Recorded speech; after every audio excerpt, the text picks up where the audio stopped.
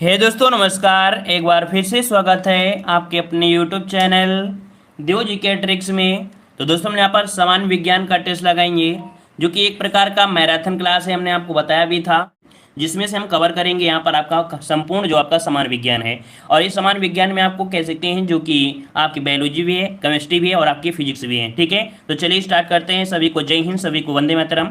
और हमने सोचा है कि 2-3 दिन जो आपके हैं उनमें डेली एक मैराथन क्लास आपकी रखी जाए इस समय। ठीक है, जैसे कि आपकी हिस्ट्री है, पॉलिटी है, इकोनॉमिक्स है, ज्योग्राफी है और आपकी साइंस, कुल मिला के यहाँ पर प्रयास करेंगे कि आपकी कई मैराथन क्लासें आपको दे दी जाएँ। ठीक है ना, चलिए स्टार्ट करते हैं। सभी को जय हिंद, सभी को वंदे मातरम। आवाज़ आ रही है? चलिए, आवाज़ मिल पा रही है? चलिए तो स्टार्ट करते हैं। आपके सामने यहाँ पर प्रश्न आ रहा है और मतलब थोड़ा सा स्पीड में रहेंगे, जैसे कि हमारी हमेशा की क्लासें होती हैं स्पीड के साथ। चलिए, क्वेश्चन आपके सामने आ गया है कि आवृत्ति मापने की इकाई का नाम क्या है। यहाँ पर जवाब देना है, सही जवाब इनमें से क्या हो जाएगा। यहाँ पर जवाब आ रहा है यहाँ पर हर्ट्ज, बिल्कुल सही है। याद रखिए आपका राइट आंसर क्या हो जाएगा, सी नंबर राइट हो जाएगा। आगे बढ़ते हैं। क्वेश्चन दिया गया है कि दूध का घनत्व मापने के लिए कौन सा उपकरण प्रयुक्त किया जाता है। चलिए जवाब दीजिएगा कि दूध का घनत्व मापने के लिए कौन सा उपकरण प्रयुक्त किया जाता है। 2 का जवाब देना है और काफी लोग जवाब दे रहे हैं यहाँ पर आपका ए नंबर लैक्टोमीटर। देखो हमने आपको ये भी पॉइंट बताया था कि जब भी कभी यहाँ पर दूध शब्द आता है और इससे कोई भी उपकरण होते हैं या किसी प्रकार की कोई चीज होती है तो आपके लैक्टो शब्द आपको जरूर लगा मिलता है। तो ऑप्शन क्या हो जाएगा, ए नंबर राइट हो जाएगा। आगे बढ़ते हैं। क्वेश्चन दिया गया है कि माचिस के डिब्बे में, अब ये जो क्वेश्चन है थोड़ा लॉजिक में है तो थोड़ा सोच समझ के ही यहाँ पर आपको जवाब देना है। क्वेश्चन आपसे कह रहा है कि माचिस के डिब्बे की सतह से जब माचिस की तीली टकराती है तो ऊर्जा का कौन सा रूप एक चमकीली लौ में प्रज्वलित होने का कारण बनता है। चलिए यहाँ पर जवाब देना है, सही जवाब इनमें से राइट क्या हो जाएगा, 3 का जवाब देना है। और काफ़ी लोग जवाब दे रहे हैं ए नंबर और काफ़ी लोग जवाब दे रहे हैं सी नंबर। तो आप लोगों ने बिल्कुल सही जवाब दिया है यहाँ पर आपका सी नंबर। क्यों? क्योंकि यहाँ पर क्या होती है, रासायनिक ऊर्जा के माध्यम से ही तो जलती है ना, रासायनिक क्रिया होती है तभी तो हो जाएगा। तो ऑप्शन सी नंबर आपका राइट हो जाएगा। आगे बढ़ते हैं। क्वेश्चन आपसे अगला पूछा गया है कि एक गतिशील बस में अचानक ब्रेक लगाने से सवारी आगे की ओर झुक जाती है, यह किस नियम का पालन करता है। बताइएगा कौन सा नियम का पालन कर रहा है। जब आप क्या होती है, अब जो बस होती है अगर ब्रेक लगा दिया जाए तो अचानक क्या होती है, आगे की ओर जो बच्चे बैठे होते हैं, सवारी होती है, झुक जाती है। ये कौन सा नियम का पालन करता है। तो यहाँ पर ऑप्शन क्या हो जाएगा, ए नंबर न्यूटन का प्रथम नियम। कौन सा है, न्यूटन का प्रथम नियम है। ऑप्शन क्या हो जाएगा, ए नंबर राइट हो जाएगा। क्लियर है। अगला है जी का मान न्यूनतम होता है। जी का मान न्यूनतम होता है कहाँ पर होता है, यहाँ पर बताइएगा। विषुवत रेखा पर, उत्तरी ध्रुव पर, दक्षिणी ध्रुव पर या कोई नहीं। कौन सा जवाब बनेगा। 5 का ऑप्शन आ रहा है यहाँ पर आपका ए नंबर विषुवत रेखा पर, बिल्कुल सही है। याद रखिए यहाँ से क्वेश्चन और भी बनते हैं। क्या बनते हैं तो देखिएगा, यहाँ पर जो आपका जी का मान होता है वो आपकी कहाँ पर, विषुवत रेखा में अर्थात भूमध्य रेखा में क्या होता है आपके यहाँ पर न्यूनतम होता है। ठीक है ना, लेकिन जैसे जैसे हम लोग ध्रुवों की ओर बढ़ते हैं तो जी का मान क्या होता है, ये बढ़ता जाता है। ठीक है ना, और अगर हम लोग यहाँ पर ध्रुवों से यहाँ पर विषुवत रेखा की आएंगे तो आपका जी का मान क्या हो जाएगा, घटता जाएगा। तो इस प्रकार से घुमा फिरा के क्वेश्चन आपके पूछे जाते हैं। क्लियर हो गया है। आगे बढ़ते हैं। क्वेश्चन आपसे दिया है कि लोहे की एक छोटी गोली पानी में डूब जाती है जबकि जहाज अर्थात जलयान पानी पर तैरता है। यह सिद्धांत निम्न में से किस वैज्ञानिक के सिद्धांत पर आधारित है। तो यहां पर जवाब दीजिएगा ये कौन से सिद्धांत पर आधारित है। आपके पास ऑप्शन दिए गए हैं, Albert Einstein, Blaise Pascal, Newton, आपका आर्किमिडीज। कौन सा जवाब बनेगा। चलिए जवाब आ रहा है यहाँ पर आपका डी नंबर, मतलब आर्किमिडीज का सिद्धांत आपने हाई स्कूल में भी पढ़ा होगा, है ना। यहाँ पर ऑप्शन कौन सा हो जाएगा, डी नंबर आर्किमिडीज के सिद्धांत के कारण होता है। ठीक है, आगे बढ़ते हैं। क्वेश्चन आपसे अगला पूछा गया है, यहाँ पर दिया है कि ध्वनि निम्नलिखित में से किस माध्यम में यात्रा नहीं कर सकती है। चलिए बताइएगा सही जवाब इनमें से क्या हो जाएगा। चलिए, ध्वनि निम्नलिखित में से किस माध्यम में यात्रा नहीं कर सकती है। 7 नंबर में 7 का ऑप्शन आ रहा है निर्वात में, बिल्कुल सही है। याद रखिएगा कि निर्वात में आपकी किसी प्रकार से ध्वनि जो होती है वो यात्रा नहीं कर सकती। आपको पता होगा ये क्वेश्चन बनता है कि चंद्रमा की सतह पर ध्वनि सुनाई नहीं देती है क्योंकि वहां पर आपका वायुमंडल नहीं है। ठीक है ना, इस कारण से ऑप्शन बी हो जाएगा। आगे बढ़ते हैं। क्वेश्चन दिया गया है कि किसका तरंगदैर्घ्य सबसे अधिक होता है। किसका तरंगदैर्घ्य सबसे अधिक होता है, नीला, हरा, पीला, नारंगी। जवाब क्या बनेगा। तो चलिए यहाँ पर आपका 8 का जवाब आ रहा है। यहाँ पर आपका देखिए नीला, हरा, पीला और नारंगी। तो ऑप्शन बनेगा यहाँ पर आपका जो डी नंबर है आपके नारंगी का, किसका है, तो आपकी नारंगी का ऑप्शन क्या बन जाएगा, डी नंबर आपका राइट हो जाएगा। ठीक है ना, क्लियर है। यहाँ पर लाल तो दिया नहीं गया है, ठीक है ना, इस वजह से आगे बढ़ते क्वेश्चन दिया गया है निम्नलिखित में से किसमें ध्वनि की गति सबसे तेज होती है। ये बताइएगा कि ध्वनि की जो गति होती है वो सबसे तेज होती है, वो किसमें होती है, निर्वात में, लोहा में, पानी में या वायु में। तो चलिए यहाँ पर जवाब क्या बनेगा, तो चलिए यहाँ पर देख सकते हैं आपका जवाब आ रहा है बी नंबर आपकी लोहा में। बिल्कुल सही है, हमने आपको बताया था इस्पात में ध्वनि की जो स्पीड होती है वो आपकी सर्वाधिक होती है। तो ऑप्शन क्या हो जाएगा आपका बी नंबर आपका राइट हो जाएगा। 21 प्रकार से होता है, सबसे पहले आपके ठोस में, फिर आपका द्रव में, फिर आपके गैस में, है ना। उसी प्रकार से ऑप्शन क्या हो जाएगा, बी नंबर राइट हो जाएगा। आगे बढ़ते हैं, क्वेश्चन हमसे अगला पूछा गया है निम्नलिखित में से किस आवृत्ति की ध्वनि मनुष्य द्वारा श्रव्य होगी। चलिए बताइएगा कि किस आवृत्ति की ध्वनि मनुष्य द्वारा श्रव्य होगी, अर्थात मनुष्य जो आपका सुन सकता है वो कह सकते हैं कि कौन सी आवृत्ति की सुन सकता है। यहाँ पर जवाब दीजिएगा, सही जवाब इनमें से क्या हो जाएगा। चलिए जवाब देना है, चलिए 10 का ऑप्शन आ रहा है यहाँ पर आपका सी नंबर, ये 100 हर्ज तक, ठीक है, क्या हो जाएगा यहाँ पर आपका सी नंबर 100 हर्ज आपका जवाब राइट हो जाएगा। क्लियर है। आगे बढ़ते क्वेश्चन आपसे अगला पूछा गया है, दिया है ध्वनि की तरंग की कौन सी विशेषता इसके तारत्व को तय करती है। चलिए ध्वनि की कौन सी विशेषता इसके तारत्व को यहाँ पर तय करती है, यहाँ पर जवाब देना है। आपका सही जवाब इनमें से कौन सा हो जाएगा। चलिए 11 नंबर में 11 का ऑप्शन आ रहा है आवृत्ति, बिल्कुल सही है। याद रखिएगा कि ध्वनि की कौन सी विशेषता होती है जो तारत्व को तय करती है, मतलब आपकी जो आवृत्ति होती है, आवृत्ति होती है। तो ऑप्शन क्या हो जाएगा यहाँ पर आपका सी नंबर राइट हो जाएगा। क्लियर है। आगे बढ़ते हैं, क्वेश्चन आपसे अगला पूछा है, दो व्यक्तियों के वार्तालाप में आवाज का डेसिबल जो स्तर होता है कितना होता है, अर्थात दो व्यक्ति अगर बातें कर रहे हैं तो इनकी आवाज का डेसिबल होता है कितना होता है। चलिए हल्ला नहीं मार रहे हैं, बस बात कर रहे हैं, ठीक है ना। तो चलिए यहाँ पर बताना है सही जवाब इनमें से कौन सा हो जाएगा। चलिए भाई 12 नंबर में ऑप्शन आ रहा है सी नंबर, लगभग 30 डेसिबल होता है। कितना होता है, लगभग 30 डेसिबल होता है। यहाँ पर जवाब क्या बन जाएगा, ऑप्शन बन जाएगा आपका यहाँ पर सी नंबर राइट हो जाएगा। ठीक है। आगे बढ़ते हैं, क्वेश्चन दिया है दीवार से एक प्रतिध्वनि सुनने के लिए न्यूनतम दूरी कितनी होनी चाहिए। यहाँ पर जवाब देना है, सही जवाब इनमें से क्या हो जाएगा, आपको हमने बताया भी है ना। तो जल्दी प्रयास करिए, जल्दी आएगा। चलिए यहाँ पर देख सकते हैं काफी लोग जवाब दे रहे हैं 17 मीटर। देखिए 17.2 मीटर है और 17.2 सेंटीमीटर भी है। तो यहाँ पर बताइए क्या हो जाएगा।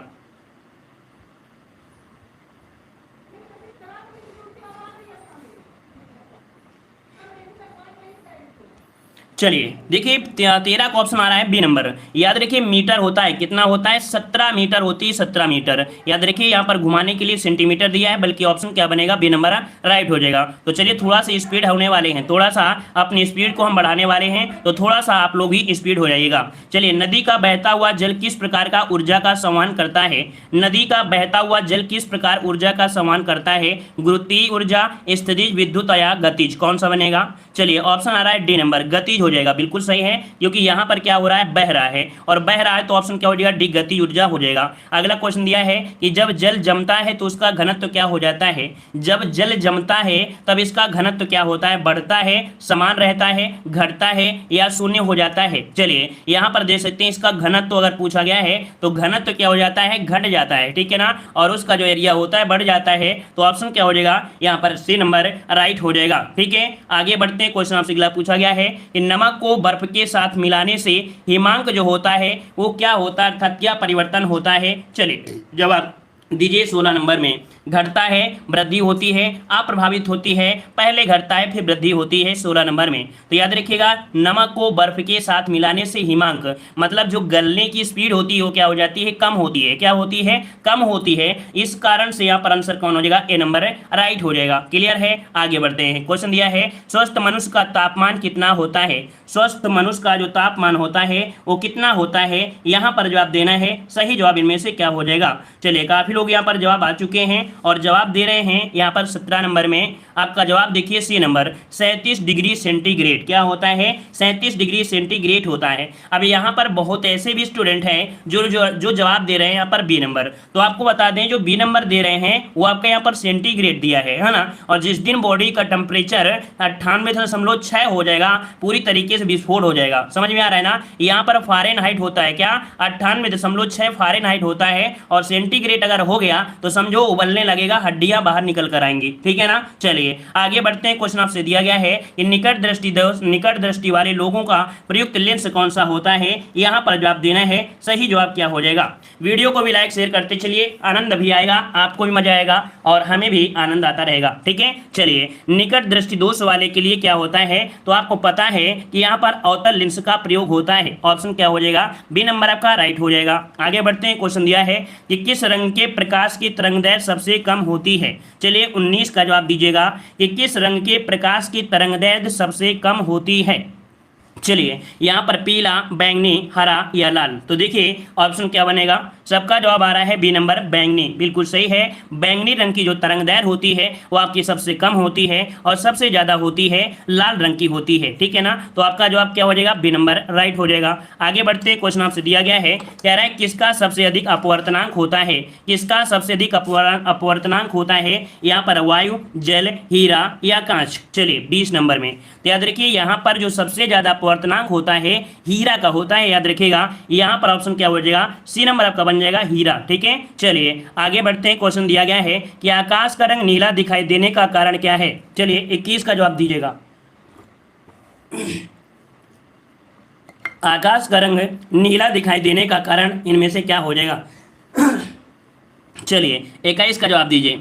यहाँ पर गले में भी खराश हो गई है। चलिए बताइएगा आकाश का रंग नीला दिखाई देने का कारण क्या होता है। तो याद रखिएगा यहाँ पर जवाब आ रहे हैं बी नंबर, प्रकाश का क्या होता है, प्रकीर्णन। क्या होता है, प्रकाश का प्रकीर्णन। ऑप्शन क्या बन जाएगा, बी नंबर आपका जवाब राइट हो जाएगा। याद रख लीजिएगा, नोट कर लीजिएगा, ठीक है। आगे बढ़ते हैं। क्वेश्चन दिया है मोटर गाड़ियों में साइड की वस्तुओं को देखने के लिए प्रयुक्त जो दर्पण होता है, कौन सा दर्पण का प्रयोग किया जाता है। चलिए 22 नंबर की बात करते हैं तो आपका जवाब सही क्या हो जाएगा। चलिए आपका जवाब आ रहा है यहाँ पर उत्तर लेंस। देखिए बिल्कुल सही है कि जो उत्तर लेंस होता है ये दूर की वस्तुओं को अपने आप में अपने अंदर यहाँ पर छोटी वस्तु के रूप में कर लेता है और वास्तविक होता है ना। तो जो व्यक्ति जैसा होता है अर्थात कह सकते हैं ऐसा नहीं है कि उल्टा दिखाई देगा ना। तो ऑप्शन क्या हो जाएगा, ए नंबर आपका हो जाएगा, उत्तर लेंस का प्रयोग किया जाता है। आगे बढ़ते हैं। क्वेश्चन दिया गया है निम्नलिखित में से कौन सा उपकरण विद्युत ऊर्जा को यांत्रिक ऊर्जा में परिवर्तित करता है। मतलब आपसे दिया गया है कि विद्युत ऊर्जा को यांत्रिक ऊर्जा में परिवर्तित करता है electric motor, electric generator, transformer या आपका दृष्टिकारी। 23 नंबर में क्या जवाब बनेगा।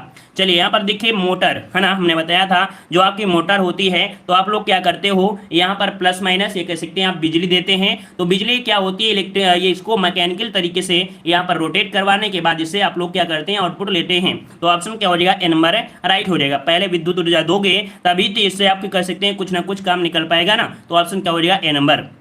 आगे बढ़ते हैं। क्वेश्चन दिया है परिवर्तक जिसे हम बोलते हैं ट्रांसफार्मर किस सिद्धांत पर कार्य करता है। चलिए बताइएगा जो ट्रांसफार्मर होता है ये किस सिद्धांत पर कार्य करता है। 24 का जवाब देना है। आपका सही जवाब इनमें से कौन सा हो जाएगा। चलिए काफी लोग जवाब दे देने लगे हैं। यहाँ पर 24 की अगर बात करते हैं तो आपका जवाब देखिएगा दिया है स्वप्रेरण, पारस्परिक प्रेरण, विद्युत चुंबकीय प्रेरण या लॉरेंज का नियम। याद रखिएगा ये कार्य करता है विद्युत चुंबकीय प्रेरण के सिद्धांत पर। ऑप्शन क्या हो जाएगा, सी नंबर आपका राइट हो जाएगा, ठीक है। आगे बढ़ते हैं। क्वेश्चन दिया गया है निम्नलिखित में से कौन सा पदार्थ बिजली का कुचालक है परंतु ताप का सुचालक है। चलिए 25 का जवाब देना है। अगर इसमें से देखो कह रहा है बिजली का कुचालक है परंतु ताप का सुचालक है। यहाँ पर दिया है एस्बेस्टस, सेलुलॉइड, पन स्पेक और आपका अब्रक। कौन सा जवाब बनेगा। तो चलिए यहाँ पर 25 नंबर में काफी लोग जवाब दे रहे हैं अब्रक। तो देखो जैसे आपके घर पे क्या होती है, मेज होती है, मेज में ऊपर लगा होता है सरमाइका। क्या सरमाइका, वो सरमाइका ही क्या होता है, एक प्रकार का अब्रक होता है। क्या अब्रक होता है। उसमें अगर आप लाइट लगाते हैं, करंट लगाते हैं तो आपको कह सकते हैं करंट नहीं लगेगी, लेकिन अगर आप यहाँ पर कह सकते हैं धूप में रख देंगे तो आपको गर्म महसूस होने लगेगा, है ना। तो ऑप्शन क्या हो जाएगा यहाँ पर डी नंबर अब्रक आपका जवाब राइट हो जाएगा। क्लियर है। आगे बढ़ते हैं। क्वेश्चन दिया गया है कि बिजली के बल्ब का फिलामेंट का बना होता है।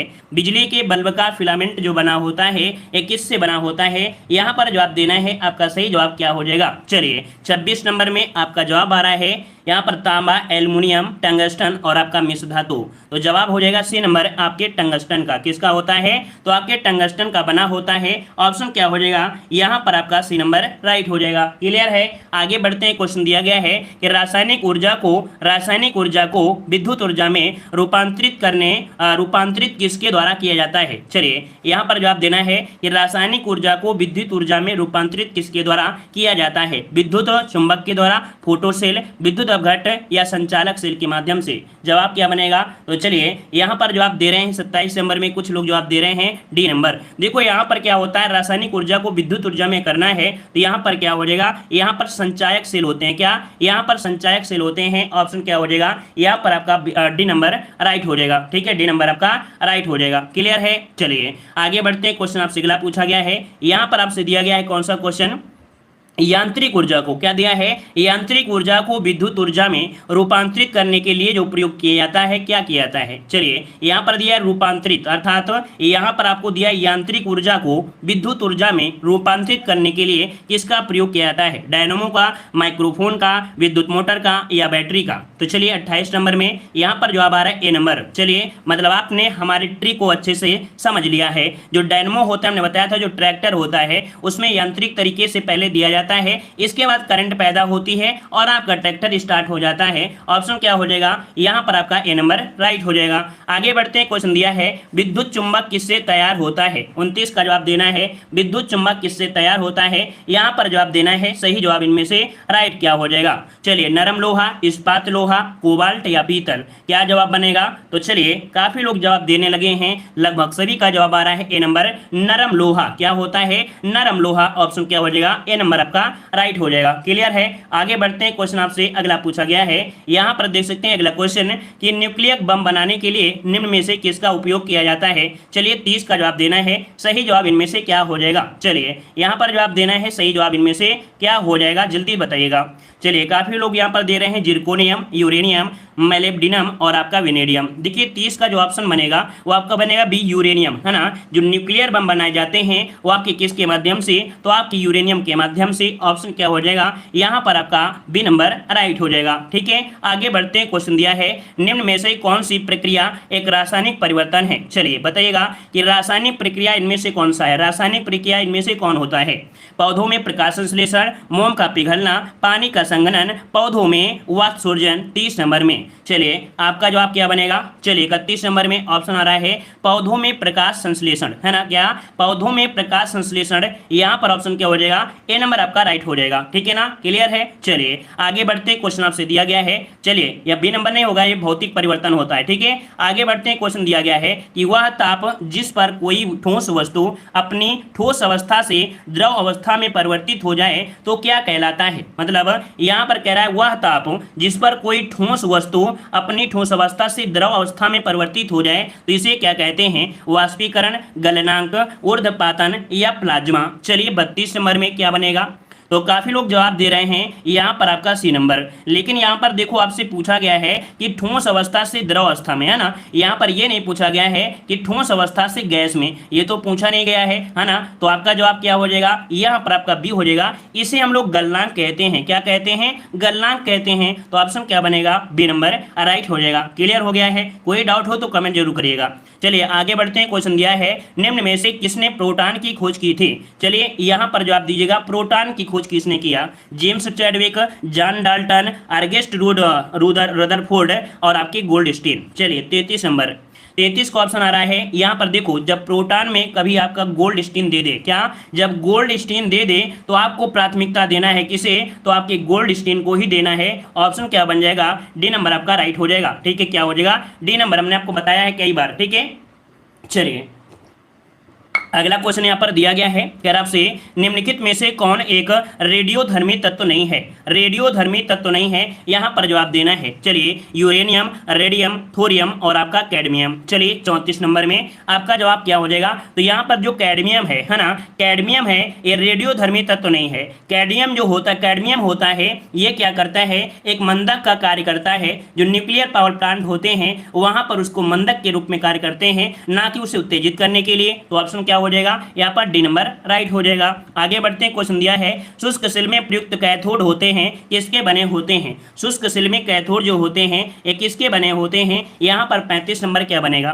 चलिए 35 नंबर की बात करते हैं तो याद रखिए उसमें जस्ता प्रयोग करते हैं। क्या यहाँ पर जो प्रयोग किया जाता है कैथोड के रूप में वो आपका जस्ता का प्रयोग करते हैं, याद रखिएगा। ठीक है, आगे बढ़ते हैं। क्वेश्चन दिया है इलेक्ट्रॉन त्यागने की प्रवृत्ति कहलाती है। इलेक्ट्रॉन त्यागने की प्रवृत्ति क्या कहलाती है। चलिए यहाँ पर देख सकते हैं हैं, जैसे यहाँ पर क्या होता है, कोई लोहा है और लोहा में क्या हो गया, ऑक्सीजन क्रिया कर लिया। जब ऑक्सीजन क्रिया कर लेते हैं तो जंग लग जाती है, जो कि एक ऑक्सीकरण हो जाता है ना, ऑक्सीकरण हो जाता है। तो यहाँ पर ऑप्शन क्या बनेगा, यहाँ पर ऑप्शन हो जाएगा ए नंबर, ऑक्सीकरण कहते हैं क्या, कि इलेक्ट्रॉन त्यागने की प्रवृत्ति को हम लोग ऑक्सीकरण कहते हैं। ठीक है, चलिए आगे बढ़ते हैं। क्वेश्चन दिया है कि लिटमस विलियर में एक बैंगनी रंग का रंजक होता है जिसे प्राप्त किया जाता है। तो चलिए लिटमस विलियर में, याद रखिए लिटमस विलियर में एक बैंगनी रंग का रंजक होता है अर्थात रंग होता है जो प्राप्त किया जाता है आपके लाइकेन से। किसे, लाइकेन से। जो भी नया क्वेश्चन मिले उसका स्क्रीनशॉट जरूर ले लीजिएगा, ठीक है ना, क्योंकि रिवीजन में क्या होता है कि हम आपको ज्यादा समझा नहीं पा रहे हैं, यहाँ पर स्पीड से पढ़ा रहे हैं, ठीक है ना, ताकि आपका रिवीजन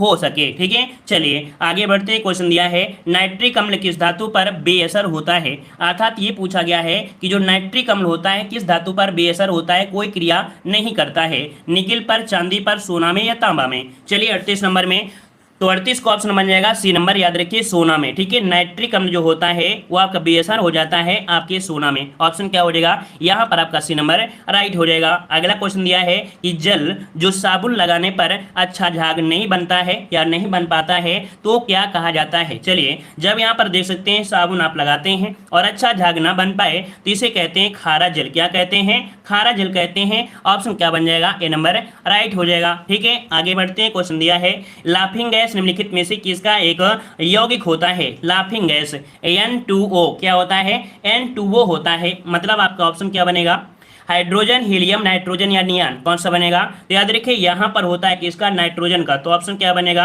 यहाँ पर आपका सी नंबर राइट हो जाएगा। आगे बढ़ते हैं। क्वेश्चन दिया गया है लाफिंग गैस क्या है, लाफिंग गैस क्या है, 41 का जवाब दीजिएगा। तो देखिए 41 की अगर हम बात करते हैं तो यहाँ पर क्या होता है, नाइट्रस ऑक्साइड। क्या होता है, नाइट्रस ऑक्साइड होता है। तो आपका जवाब क्या हो जाएगा, यहाँ पर बी नंबर राइट हो जाएगा। ठीक है, आगे बढ़ते हैं। क्वेश्चन दिया है निम्नलिखित में से किसका उपयोग करके पीने के पानी का रासायनिक कीटाणु किया जा सकता है। ये बताइएगा कि जो आपका पानी पीने के लिए करते हैं है ना, रासायनिक कीटाणु शोधन के लिए वो किसका प्रयोग करते हैं। तो आपके यहाँ पर प्लांट लगे होंगे जहां पर क्लोरीन का प्रयोग किया जाता है। किसका, क्लोरीन का प्रयोग किया जाता है, जिससे उसके कीटाणु क्या होते हैं, मर जाते हैं और यहाँ पर पानी के पीने वाला पानी यहाँ पर कर लेते हैं। ऑप्शन हो जाएगा बी नंबर। आगे बढ़ते। क्वेश्चन दिया है कमरे के तापक्रम पर कौन सी अधातु तरल अवस्था में ही पाई जाती है। कमरे का जो तापमान है ना, कमरे के तापमान पर कौन सी अधातु तरल अवस्था में पाई जाती है। चलिए 43 नंबर में आपने बहुत बार पढ़ा होगा, ये आपके रेलवे एग्जाम में सबसे ज्यादा क्वेश्चन पूछा जाने वाला है ना। तो आपका जवाब हो जाएगा सी नंबर, ये आपकी ब्रोमीन है। एक कमरे के तापमान में भी क्या होती है, आपकी कह सकते हैं द्रव अवस्था में होती है, वो भी है क्या, ये कब आपकी अधातु है। ठीक है, आगे बढ़ते हैं। क्वेश्चन दिया है कि प्याज कंद की विशेष महक किस कारण से होती है। आपने देखा होगा प्याज है ना, जब प्याज आप लोग काटते हैं तो एक प्रकार की गंध आती है ना, काफी लोगों के यहाँ पर आंसू भी आ जाते हैं है ना। तो चलिए बताइएगा 44 नंबर में राइट क्या बनेगा। 44 की अगर हम बात करते हैं तो यहाँ पर होता है सल्फर यौगिक, जिसे बोलते हैं सल्फेनिक है ना। तो आपका जवाब क्या हो जाएगा, यहाँ पर बी नंबर हो जाएगा। सल्फर यौगिक के कारण ही यहाँ पर विशेष प्रकार की गंध भी आपकी आती है सल्फेनिक की वजह से। आगे बढ़ते हैं। क्वेश्चन दिया है कि किस गैस का गंध सड़े हुए अंडे के जैसा होता है। बताइएगा, आपको प्रयोगशाला में या आपको हाई स्कूल इंटर में पढ़ाया गया होगा कि किस गैस का गंध सड़े हुए अंडे जैसा होता है। Carbon monoxide, sulphur dioxide, sulphur dioxide, hydrogen peroxide, क्या जवाब बनेगा। चलिए यहाँ पर जवाब दे रहे हैं काफी लोग, आपका जवाब आ रहा है बी नंबर, कह रहे हैं सल्फर डाइऑक्साइड। अच्छा भाई 45 में यहाँ पर जवाब दीजिए, थोड़ा सा और प्रयास करिए, थोड़ा और प्रयास करिएगा। यहाँ पर सल्फर नहीं होगा, डी नंबर बनेगा। याद रखिएगा यहाँ पर जो ऑप्शन दिया है डी नंबर, यहाँ पर हाइड्रोजन पेरोक्साइड होती है। इसकी जो गंध होती है उस सड़े अंडे जैसे आपकी गंध आती है ना। अगर सल्फर डाइऑक्साइड आपकी आने लगेगी तो आपका जो ताजमहल है वो भी गंध देने लगेगा है ना, क्योंकि सल्फर की वजह से यहाँ पर कहीं ना कहीं देखा जाए तो आपका जो क्षरण हो रहा है। ठीक है, चलिए आगे बढ़ते हैं। क्वेश्चन दिया गया है, कह रहा है नींबू में एसिड पाया जाता है। जो नींबू होता है ना, जिसका पीएच मान होता है 2.4, क्या होता है, इसका पीएच मान होता है 2.4 होता है। तो ये बताइए कौन सा एसिड होता है, लैक्टिक होता है क्या, मैलिक होता है या साइट्रिक होता है या टार्ट्रिक होता है। चलिए काफी लोग जवाब दे रहे हैं यहाँ पर आपका डी नंबर है ना, काफी लोग डी दे रहे हैं और काफी लोग यहाँ पर सी दे रहे हैं। हमने आपको यहाँ पर बताया था, यहाँ पर हमने आपको ये बताया था कि जो टार्टरी होती है आपके इमली में होती है ना। इमली हमने बताया था पानी जो आपकी वो होता है बतासे वाला पानी है ना, वो इमली से बनाया जाता है। लेकिन इमली महंगी होने के लिए ये लोग टाटरी का प्रयोग करने लगते हैं। तो भैया यहाँ पर टाटरी का एसिड तो होगा नहीं, यहाँ पर होगा खट्टा होता है, सेट्रिक एसिड बोलते हैं। क्या बोलते हैं? सेट्रिक एसिड बोलते हैं। तो ऑप्शन क्या हो जाएगा? सी नंबर आपका राइट हो जाएगा। क्लियर है? चलिए आगे बढ़ते हैं। क्वेश्चन दिया गया है, यहाँ पर है कि हरे फलों को कृत्रिम ढंग से पकाने के हेतु प्रयुक्त गैस कौन सी होती है? चलिए 47 नंबर का जवाब कितने लोग यहाँ पर सही दे सकते हैं? चलिए यहाँ पर 47 नंबर में हरे फलों को कृत्रिम ढंग से पकाने हेतु प्रयुक्त गैस कौन सी होती है? यहाँ पर दिया गया है एसिटिलीन, जो कि जवाब बिल्कुल सही है। यहाँ पर आपका पहला ही ऑप्शन हो जाएगा, एसिटिलीन का प्रयोग किया जाता है। ठीक है, आगे बढ़ते हैं। क्वेश्चन दिया गया है कि पेंसिल की लीड बनाने में क्या व्यवहार किया जाता है, अर्थात क्या प्रयोग किया जाता है? ग्रेफाइट, चारकोल, सिलिकॉन या फास्फोरस? तो चलिए यहाँ पर देखिए 48 का ऑप्शन आ गया है ए नंबर आपकी ग्रेफाइट। किसका प्रयोग करते हैं? ग्रेफाइट का करते हैं। आगे बढ़ते हैं। क्वेश्चन दिया है गोबर गैस में मुख्यतः कौन सी गैस होती है? देखो यही लेवल रहने वाला है, हमने आपको बता दिया यही लेवल होगा। पूरी सीरीज को पढ़ लीजिए, बस यहीं से क्वेश्चन आपके मिल जाएंगे। ठीक है, चलिए गोबर गैस में मुख्यतः कौन सी गैस होती है? यहाँ पर 49 का जवाब देना है। तो हमने बताया था कि गोबर गैस में किण्वन प्रक्रिया होती है, जिसके माध्यम से निकलती है कौन सी गैस? यहाँ पर आपकी मीथेन गैस। ऑप्शन क्या हो जाएगा? ए नंबर का राइट हो जाएगा। आगे बढ़ते हैं। क्वेश्चन दिया है प्राकृतिक गैस का मुख्य तत्व क्या होता है? प्राकृतिक गैस का मुख्य तत्व क्या होता है? यहां पर जवाब देना है। तो इसका जवाब क्या हो जाएगा? मीथेन। क्या होता है? मीथेन। ऑप्शन क्या हो जाएगा? ए नंबर आपका राइट हो जाएगा। ठीक है, आगे बढ़ते हैं। क्वेश्चन आपसे अगला पूछा है वॉशिंग सोडा, बताइए वॉशिंग सोडा। यहां पर जवाब देना है वॉशिंग सोडा। चलिए भाई जवाब दीजिए जल्दी से कि वॉशिंग सोडा का रासायनिक नाम। चलिए जवाब यहाँ पर आ रहा है 51 नंबर में। ऑप्शन आ गया सी नंबर, सोडियम कार्बोनेट। देखिए यहाँ पर जो जवाब है, यहाँ पर सोडियम कार्बोनेट आपका जवाब हो जाएगा सी नंबर राइट हो जाएगा। हमने आपको बताया था सोडियम बाइकार्बोनेट जो होता है खाने में प्रयोग किया जाता है, बाई का प्रयोग खाने में होता है, यहाँ पर धोने में प्रयोग होता है आपका सोडियम कार्बोनेट। ठीक है ना, क्लियर? इतना पॉइंट सभी को आपको पता होगा। चलिए आगे बढ़ते हैं। क्वेश्चन आपसे अगला पूछा गया है, कह रहा आपसे प्लास्टर ऑफ पेरिस निम्नलिखित में से किसका उत्पाद है? अर्थात जो प्लास्टर ऑफ पेरिस होता है ये किसका एक उत्पाद होता है?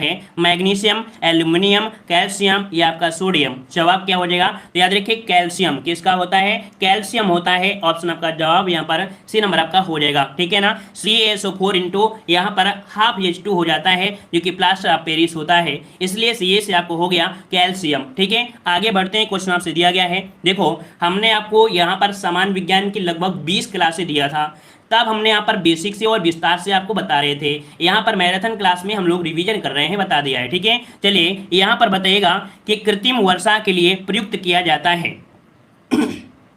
तो यहाँ पर बताइए 53 नंबर में सिल्वर आयोडाइड। नोट करिएगा कि कृत्रिम वर्षा के लिए यहाँ पर सिल्वर आयोडाइड का प्रयोग करते हैं, याद रखिएगा। ठीक है, जो नया क्वेश्चन मिले उसका स्क्रीनशॉट लीजिएगा। और ये क्वेश्चन बेहतरीन आ गया है, पीतल मिश्रण होता है। पीतल मिश्रण होता है, किसका होता है? 54 नंबर में। चलिए पीतल की अगर हम बात करते हैं तो नोट करिएगा जस्ता, मतलब यहाँ पर जस्ता के साथ साथ क्या होता है? यहाँ पर तांबा होता है। पीतल मिश्रण किसका होता है? जस्ता के साथ साथ यहाँ पर आपका तांबा भी होता है। तो ऑप्शन क्या जाएगा? यहाँ पर डी नंबर राइट हो जाएगा। अगला क्वेश्चन दिया है स्टेनलेस स्टील किन अवयवों का मिश्रण होता है? देखो ये स्टील भी आपकी कई प्रकार की होती है, एक लो एलॉय होती है, एक मध्यम होती है और एक हाई होती है। तो यहाँ पर जो स्टेनलेस स्टील होती है इसमें क्या होता है? लोहा होता है, निकिल होती है, साथ में इसमें मिला दिया जाता है क्रोमियम। ऑप्शन क्या हो जाएगा? डी नंबर आपका राइट हो जाएगा। ठीक है ना, तो आपके जो उपकरण आपके बहुत ही कठोर होते हैं उनमें प्रयोग किया जाता है स्टेनलेस स्टील। ऑप्शन क्या हो जाएगा? डी नंबर आपका राइट हो जाएगा, लोहा, निकिल और आपका क्रोमियम। ठीक है, आगे बढ़ते हैं। क्वेश्चन दिया है केलामाइन का एक अयस्क है। चलिए हमने आपको बताया था केलामाइन का एक अयस्क है, मतलब केलामाइन जो अयस्क है किसका है? यहाँ पर 56 नंबर में। तो आपका जवाब आ रहा है यहाँ पर सी नंबर जस्ते का। तो ये भी नोट कर लीजिएगा, हमने आपको पढ़ाया है, कई बार आपको पढ़ाया है कि यहाँ पर जस्ते का आपका यहाँ पर केलामाइन होता है, ये जस्ते का अयस्क होता है। ठीक है, आगे बढ़ते हैं। क्वेश्चन दिया है मोनोजाइट किसका अयस्क है? मोनोजाइट किसका अयस्क है? तो चलिए याद रखिए, बहुत ही प्रकार के भी क्वेश्चन है, बायोलॉजी के भी क्वेश्चन मिलेंगे, परेशान मत होइए। हर एक सब्जेक्ट के आपके यहाँ पर है, मतलब कह सकते हैं कि आपके रासायनिक विज्ञान की, भौतिक विज्ञान, बायोलॉजी सबकी क्वेश्चन मिलेंगे। ठीक है, चलिए बताइएगा मोनोजाइट किसका यूज होता है। यहाँ पर जवाब आ रहा है ऑप्शन 57 नंबर में, यहाँ पर बी नंबर थोरियम। क्या हो जाएगा, मोनोजाइट जो है इसको होता है ये आपके थोरियम का होता है। ठीक है, लाल खाकी रंग का होता है, फास्फेट खनिज जैसा होता है। यहाँ पर ऑप्शन क्या हो जाएगा, बी नंबर राइट हो जाएगा। ठीक है, आगे बढ़ते हैं। क्वेश्चन दिया गया है निम्नलिखित में से कौन सा पदार्थ एक न चिपकने वाले बर्तन की सतह पर लेपित किया जाता है। तो आप देखते हैं कभी कभी ऐसे भी बर्तन होते हैं जिसमें से पदार्थ चिपकता नहीं है ना, तो चलिए इसमें क्या परत चढ़ा दी जाती है, कौन सी परत को चढ़ा दिया जाता है। तो यहाँ पर आपका टेफ्लॉन, क्या, तो टेफ्लॉन आपकी परत चढ़ा दी जाती है, जिसमें से ऑप्शन आपका डी नंबर राइट हो जाएगा। ठीक है ना, याद रखिएगा कि कौन सा पदार्थ एक न चिपकने वाले बर्तन की सतह पर लेपित करते हैं, तो आपके टेफ्लॉन, ऑप्शन क्या हो जाएगा, डी नंबर राइट हो जाएगा। आगे बढ़ते हैं। क्वेश्चन दिया है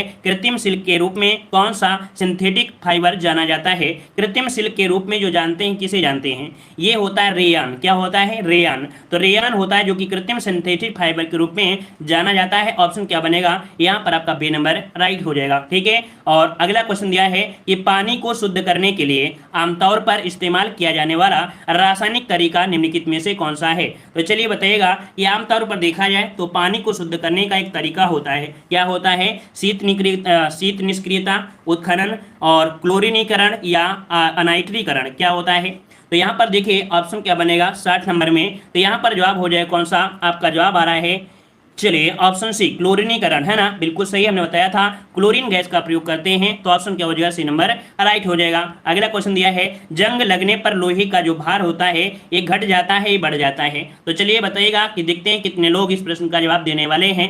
यहाँ पर सही जवाब क्या हो जाएगा कि जब जंग लग जाती है तो लोहे का भार घट जाता है या बढ़ जाता है। चलिए काफी लोग जवाब दे रहे हैं बढ़ जाता है। इसका मतलब है कि जब आपको कुछ बेचने जाना हो, जब कुछ आपको बेचने जाना हो तो पहले उसमें अच्छे से जंग लगा लीजिए, हैं, क्यों ऐसा हो कि जब बेचने जाना हो तो अच्छे इसमें जंग लगने दीजिए। देखिए यहाँ पर याद रखिएगा 61 का ऑप्शन जिसका भी आ रहा है ए नंबर बिल्कुल सही है कि जंग लगने पर लोहे का क्या होता है, भार बढ़ जाता है। अब इसका कारण क्या होता है, इसका कारण ये होता है कि ये ऑक्सीजन से क्या कर लेता है, क्रिया कर लेता है। जब क्रिया कर लेता है तो इसमें नमी हो जाती है, क्या, नमी हो जाती है, और नमी की वजह से ही क्या होता है, इसका भार क्या हो जाता है, यहाँ पर बढ़ जाता है। हाँ, लेकिन इसकी जो क्वालिटी होती है अर्थात इसकी जो क्षमता होती है वो आपकी घट जाती है ना। तो याद रखिएगा लोहे का भार क्या हो जाता है, बढ़ जाता है। ऑप्शन ए हो जाएगा। तभी क्या होता है जब कोई लेने आता है तो उसको पहले यहाँ पर जंग छुटा देता है, ठीक है ना। तो ऑप्शन क्या हो जाएगा, ए नंबर राइट हो जाएगा। आगे बढ़ते हैं। एक फ्रिज में शीतलक का कार्य होता है, बताइएगा एक फ्रिज में शीतलक का जो कार्य होता है क्या होता है, यहाँ मतलब कह सकते हैं शीतलक के रूप में प्रयोग किसे कर देंगे। चलिए यहाँ पर 62 नंबर में तो 62 का ऑप्शन दे रहे हैं सभी लोग, लगभग दे रहे हैं यहाँ पर डी नंबर फ्रियान, बिल्कुल सही है। याद रखिए फ्रिज में हम लोग ठंडाई के लिए यहाँ पर फ्रियान गैस का प्रयोग करते हैं, याद रखिएगा। क्लियर है इतना पॉइंट। चलिए आगे बढ़ते हैं। क्वेश्चन आपसे अगला पूछा गया है, यहाँ पर दिया गया है निम्नलिखित में से कौन सा शब्द रेशम के कीटों के वाणिज्यिक पालन को संदर्भित करता है, अर्थात रेशम के कीट के वाणिज्यिक पालन को संदर्भित करता है। वेरीकल्चर, सेरीकल्चर, लिटिकल्चर या पिसिकल्चर। चलिए यहाँ पर जवाब देना है, आपका सही जवाब इनमें से कौन सा हो जाएगा। चलिए आपका जवाब आ रहा है यहाँ पर बी नंबर सेरीकल्चर होता है। क्या होता है, सेरीकल्चर होता है, याद रखिएगा। ऑप्शन क्या बनेगा, यहाँ पर आपका जवाब हो जाएगा बी नंबर। आगे बढ़ते हैं। क्वेश्चन दिया है कोशिका में निम्न में से कौन सी पाचन थैली कहलाती है। कोशिका में निम्न में से कौन सी पाचन थैली कहलाती है, यहाँ पर जवाब देना है। सही जवाब इनमें से कौन सा हो जाएगा। चलिए यहाँ पर जवाब देना है और काफी लोग जवाब दे रहे हैं। यहाँ पर देखिए आपका जवाब हो जाएगा डी, लाइसोसोम। क्या होता है, याद रखिए कोशिका में पाचन थैली होती है उसे लाइसोसोम कहते हैं। ऑप्शन डी इसका राइट हो जाएगा, नोट कर लीजिएगा, ठीक है ना। चलिए आगे बढ़ते हैं। क्वेश्चन दिया है निम्नलिखित में से कौन सा रोग पुरुषों की तुलना में महिलाओं में बहुत कम होता है, मतलब महिलाएं जो होती है वाहक होती हैं, है ना। तो याद रखिए यहाँ पर बताइए 65 नंबर में निकट दृष्टि दोष, किडनी में पथरी, ब्रेन ट्यूमर या वरणता अर्थात कलर ब्लाइंडनेस, कौन सा हो जाएगा 65 में। तो देखिए 65 का ऑप्शन बनेगा यहाँ पर डी नंबर, जो आपका वर्णांता होता है, कलर ब्लाइंडनेस होता है, इसमें से महिलाएं बहुत ही कम होती हैं आपके जो कह सकते हैं रोगी, बस ये वाहक होती हैं। क्या होती हैं, ये वाहक होती हैं, याद रखिएगा वाहक होती हैं, ठीक है ना। क्लियर है। चलिए आगे बढ़ते हैं। क्वेश्चन आपसे दिया गया है कि अरब से हमारे शरीर में हमारे कुल पोषक तत्व और खनिज अवशोषण का 90% हिस्सा कहाँ होता है। चलिए बताइए हमारे शरीर में हमारे कुल पोषक तत्व और खनिज और शोषण का 90% हिस्सा कहाँ होता है? समझने का प्रयास करिए। क्वेश्चन को थोड़ा सा घुमाया है लेकिन हमने आपको बहुत बार पढ़ाया है। तो देखिए आपका जवाब क्या हो जाएगा, यहाँ पर आपका छोटी आंत में, अर्थात भोजन का अधिकांश पाचन कहाँ होता है? तो आपकी छोटी आंत में होता है, जहां पर देखा जाए 90% पाचन यही होता है और यहीं से सभी जगह जो आपके कह सकते हैं खनिज लवण होते हैं अलग अलग टुकड़ों में विभाजित होते हैं, ठीक है ना, अलग अलग अपनी स्थिति में पहुंच जाते हैं छोटी आंत से, ठीक है। मतलब भोजन का स्वांगीकरण यहीं पर होता है। आगे बढ़ते हैं। क्वेश्चन दिया है कि सीकर पाचन के काम आता है। सीकम, यहाँ पर सीकम दिया गया, सीकम, सीकम पाचन में आता है किसके? तो 67 में बताया दिया गया है प्रोटीन, फिर दिया है वसा, फिर सेलुलोज, फिर आपका स्टार्च। जवाब क्या हो जाएगा? तो चलिए यहाँ पर देखिए 68 का ऑप्शन सी हो जाएगा सीकम, यहाँ पर सेल्यूलोज के पाचन के काम आता है। इसका राइट आंसर आपका सी नंबर राइट हो जाएगा। क्लियर है? आगे बढ़ते हैं। कह रहे कौन सा अंग वसा को तोड़कर कैलेस्ट्रोल बनाता है? कौन सा वसा को तोड़कर कैलेस्ट्रोल बनाता है? आपके बॉडी में यह अंग कौन सा है जो आपके कोलेस्ट्रॉल तोड़ देता है? चलिए, वसा को तोड़कर कोलेस्ट्रॉल बना देता है। आंत, यकृत, फेफड़ा या वृक्क? चलिए ऑप्शन बनेगा यहाँ पर बी नंबर, ये आपका यकृत होता है। और याद रखिए ऐसे कार्य जो करेगा वो यकृत ही करेगा, कोई आंत फेफड़ा नहीं करेगा, है ना, ये तो आपको जानते हैं, ठीक है। आगे बढ़ते हैं। क्वेश्चन दिया है निम्नलिखित में से कौन सा विकल्प शरीर का सबसे बड़ा आंतरिक अंग है? चलिए बताइएगा कि शरीर का सबसे बड़ा आंतरिक अंग कौन सा होता है? गुर्दा, पेट, जिगर या फेफड़ा? चलिए जवाब क्या बनेगा? तो यहाँ पर देख सकते हैं आपका जवाब आ रहा है, आपका यहाँ पर जिगर बनेगा। क्या? जिगर। अब आप लोग पेट लगाओगे तो पेट तो बाहर निकल के आता है, जिसे हम बोलते हैं ना पेट निकल आ गया तोंद बढ़ गई, ये तो बाहर को निकलता है। याद रखिए जिगर जो आपका गुर्दा होता है ये सबसे बड़ी आपकी ग्रंथि होती है, जो कि आपसे बोला गया है आंतरिक भाग। क्या बोला है? आंतरिक अंग बोला गया है, ना कि बाहर वाला अंग बोला गया है ना। तो ऑप्शन क्या हो जाएगा यहाँ पर आपका सी नंबर। बस क्वेश्चन को थोड़ा सा घुमाया गया है और अगर आप घूम गए तो आप घूम जाएंगे, लेकिन आपको घुमा घुमा के मारना है ऐसे क्वेश्चनों को। चलिए बताइएगा कि भोजन को चबाने वाले दांत कौन से प्रकार के होते हैं? भोजन को चबाने वाले जो दांत होते हैं वो कौन से होते हैं? चवर्णक होते हैं, छेदक होते हैं, रदनक होते हैं या दूध के दांत होते हैं? तो भैया 70 में बताइएगा क्या दूध के दांत यहाँ पर चबाने वाले बन सकते हैं? ये तो नहीं होगा, मतलब आपके चवर्णक क्या होते हैं? इन्हें चवर्णक कहते हैं। ऑप्शन आपका ए नंबर राइट हो जाएगा। आगे बढ़ते हैं। क्वेश्चन दिया गया है निम्नलिखित अंगों में से कौन सा अंग पित्त रस का स्राव करता है? अर्थात आपकी बॉडी में एक ऐसा भी अंग है जो पित्त रस का क्या करता है? श्रावण करता है, अर्थात निकलता है। तो ये बताइए जो पित्त रस है ये निकलता कहाँ से है? चलिए ये बताइए हृदय से, मस्तिष्क के, गुर्दा से या यकृत से? कहाँ से निकलेगा? तो ये अब निकलता है यकृत से। कहाँ से निकलता है? यकृत से। और हमने आपको बताया था कि निकलता तो आपकी यकृत से है, लेकिन संचित कहाँ होता है? क्या संचित कहाँ होता है? तो संचित होता है कहाँ पर? तो आपके पित्ताशय में। का? आपके पित्ताशय में। आपके भोजन को पचाने में भी इसका बहुत ही महत्वपूर्ण योगदान होता है ना, जो आपके जो बैक्टीरिया होते हैं उनको भी खत्म करता है, ठीक है। आगे बढ़ते हैं। क्वेश्चन दिया गया है लाल रक्त दिखाई देने का कारण क्या होता है? आपका जो रंग होता है ना, लाल दिखाई देने का कारण क्या होता है? प्लाज्मा होता है, और कतिपय स्राव का होना, या लोहिताशु, या आपका हीमोग्लोबिन? क्या बनेगा? चलिए 72 नंबर में ऑप्शन डी आ रहा है, सभी का जवाब यहाँ पर डी हो जाएगा। हीमोग्लोबिन के कारण आपका जो रंग होता है वो लाल दिखाई देता है। इसका भी कारण यह होता है कि आपके हीमोग्लोबिन में पाया जाता है लोहा। क्या पाया जाता है? हीमोग्लोबिन में लोहा पाया जाता है। और आपके नाक में यहाँ पर जो छिद्र है यहाँ से जाती है ऑक्सीजन गैस, और ऑक्सीजन लोहे में जब क्रिया करती है तो वो जंग जैसा लाल होता है। तो लाल होता है, इसका मतलब यह हो गया कि यहाँ पर ऑप्शन क्या हो जाएगा? हीमोग्लोबिन हो जाएगा, ठीक है ना। चलिए लाल क्यों होता है? उसमें आपके आयरन होता है, आयरन ऑक्साइड बन जाता है, ठीक है। आगे बढ़ते हैं। क्वेश्चन दिया है हीमोग्लोबिन लाल रक्त कोशिकाओं के अंदर का एक प्रोटीन है और यह निम्नलिखित में से किसका वहन करता है? चलिए हीमोग्लोबिन लाल रक्त कोशिकाओं के अंदर का एक प्रोटीन है और यह निम्नलिखित में से किसका वहन करता है? 73 नंबर में। तो देखिए यहाँ पर किसका करता है? ऑक्सीजन। क्या करता है? ऑक्सीजन। अभी अभी हमने बताया कि आपकी बॉडी में जो आपका होता है क्या? लोहा। जब उसमें पहुंचता है तो ऑक्सीकरण करता है ना। और यहाँ पर जो आपके हो जाए ए नंबर ऑक्सीजन होता है, इसका वहन करने की वजह से ही ये क्रिया करा लेता है और आपका बन जाता है आयरन ऑक्साइड और रंग हो जाता है लाल। अगला है लाल रक्त कणिकाएं शरीर के किस भाग में बनती हैं? लाल रक्त कणिकाएं शरीर के किस किस भाग में बनती हैं, आप सभी को पता है कि कहाँ पर बनती हैं, जवाब देना है। चलिए जवाब की बात करते हैं, तो आपका जवाब इनमें से कौन सा हो जाएगा। चलिए आपका जवाब आ रहा है यहाँ पर बी नंबर, अस्थि मज्जा। क्या बन जाएगा, अस्थि मज्जा में ऑप्शन आपका बन जाएगा यहाँ पर आपका बी नंबर राइट हो जाएगा। क्लियर है, आपके बैकबोन अर्थात जो हड्डी होती है उसकी हड्डी के बीच में यहीं से रक्त बनना शुरू होता है। ठीक है, आगे बढ़ते हैं। क्वेश्चन दिया है कि सर्वाग्राही कौन सा रक्त समूह होता है। सर्वाग्राही जो कि आपका पूछा जाएगा एग्जाम में, नोट कर लीजिएगा। ठीक है, सर्वाग्राही अर्थात कह सकते हैं कि वो क्या कर सकता है, ले सकता है, क्या ले सकता है। तो यहां पर बताइए 75 नंबर में 75 का हो जाएगा सी नंबर, ए और बी अर्थात ए बी।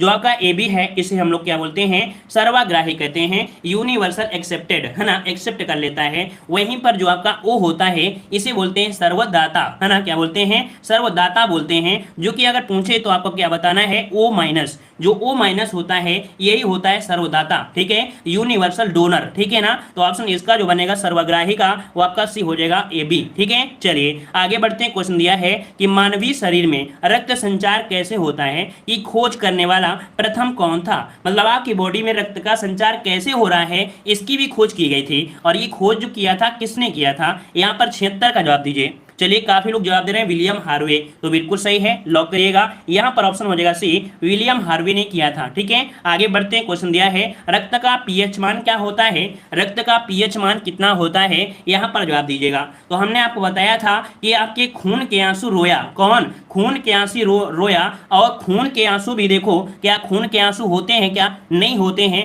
आंसू दो होते हैं, एक सच्चा आंसू, एक झूठा आंसू। तो सच्चा अगर हम आपसे लिखें सच्चा आंसू, तो भाई सच्चा आंसू की बात करते हैं तो 7 और 4 अर्थात 7.4 हो जाएगा। तो रक्त का पीएच मान कितना होता है, 7.4 होता है, याद रखिएगा। ठीक है, आगे बढ़ते हैं। क्वेश्चन दिया गया है, कह रहा है रक्त एक है, ये रक्त बताइए अम्लीय होता है, क्षारीय होता है, परिवर्तनीय होता है या उदासीन होता है। बताइएगा ये जो रक्त होता है कैसा होता है।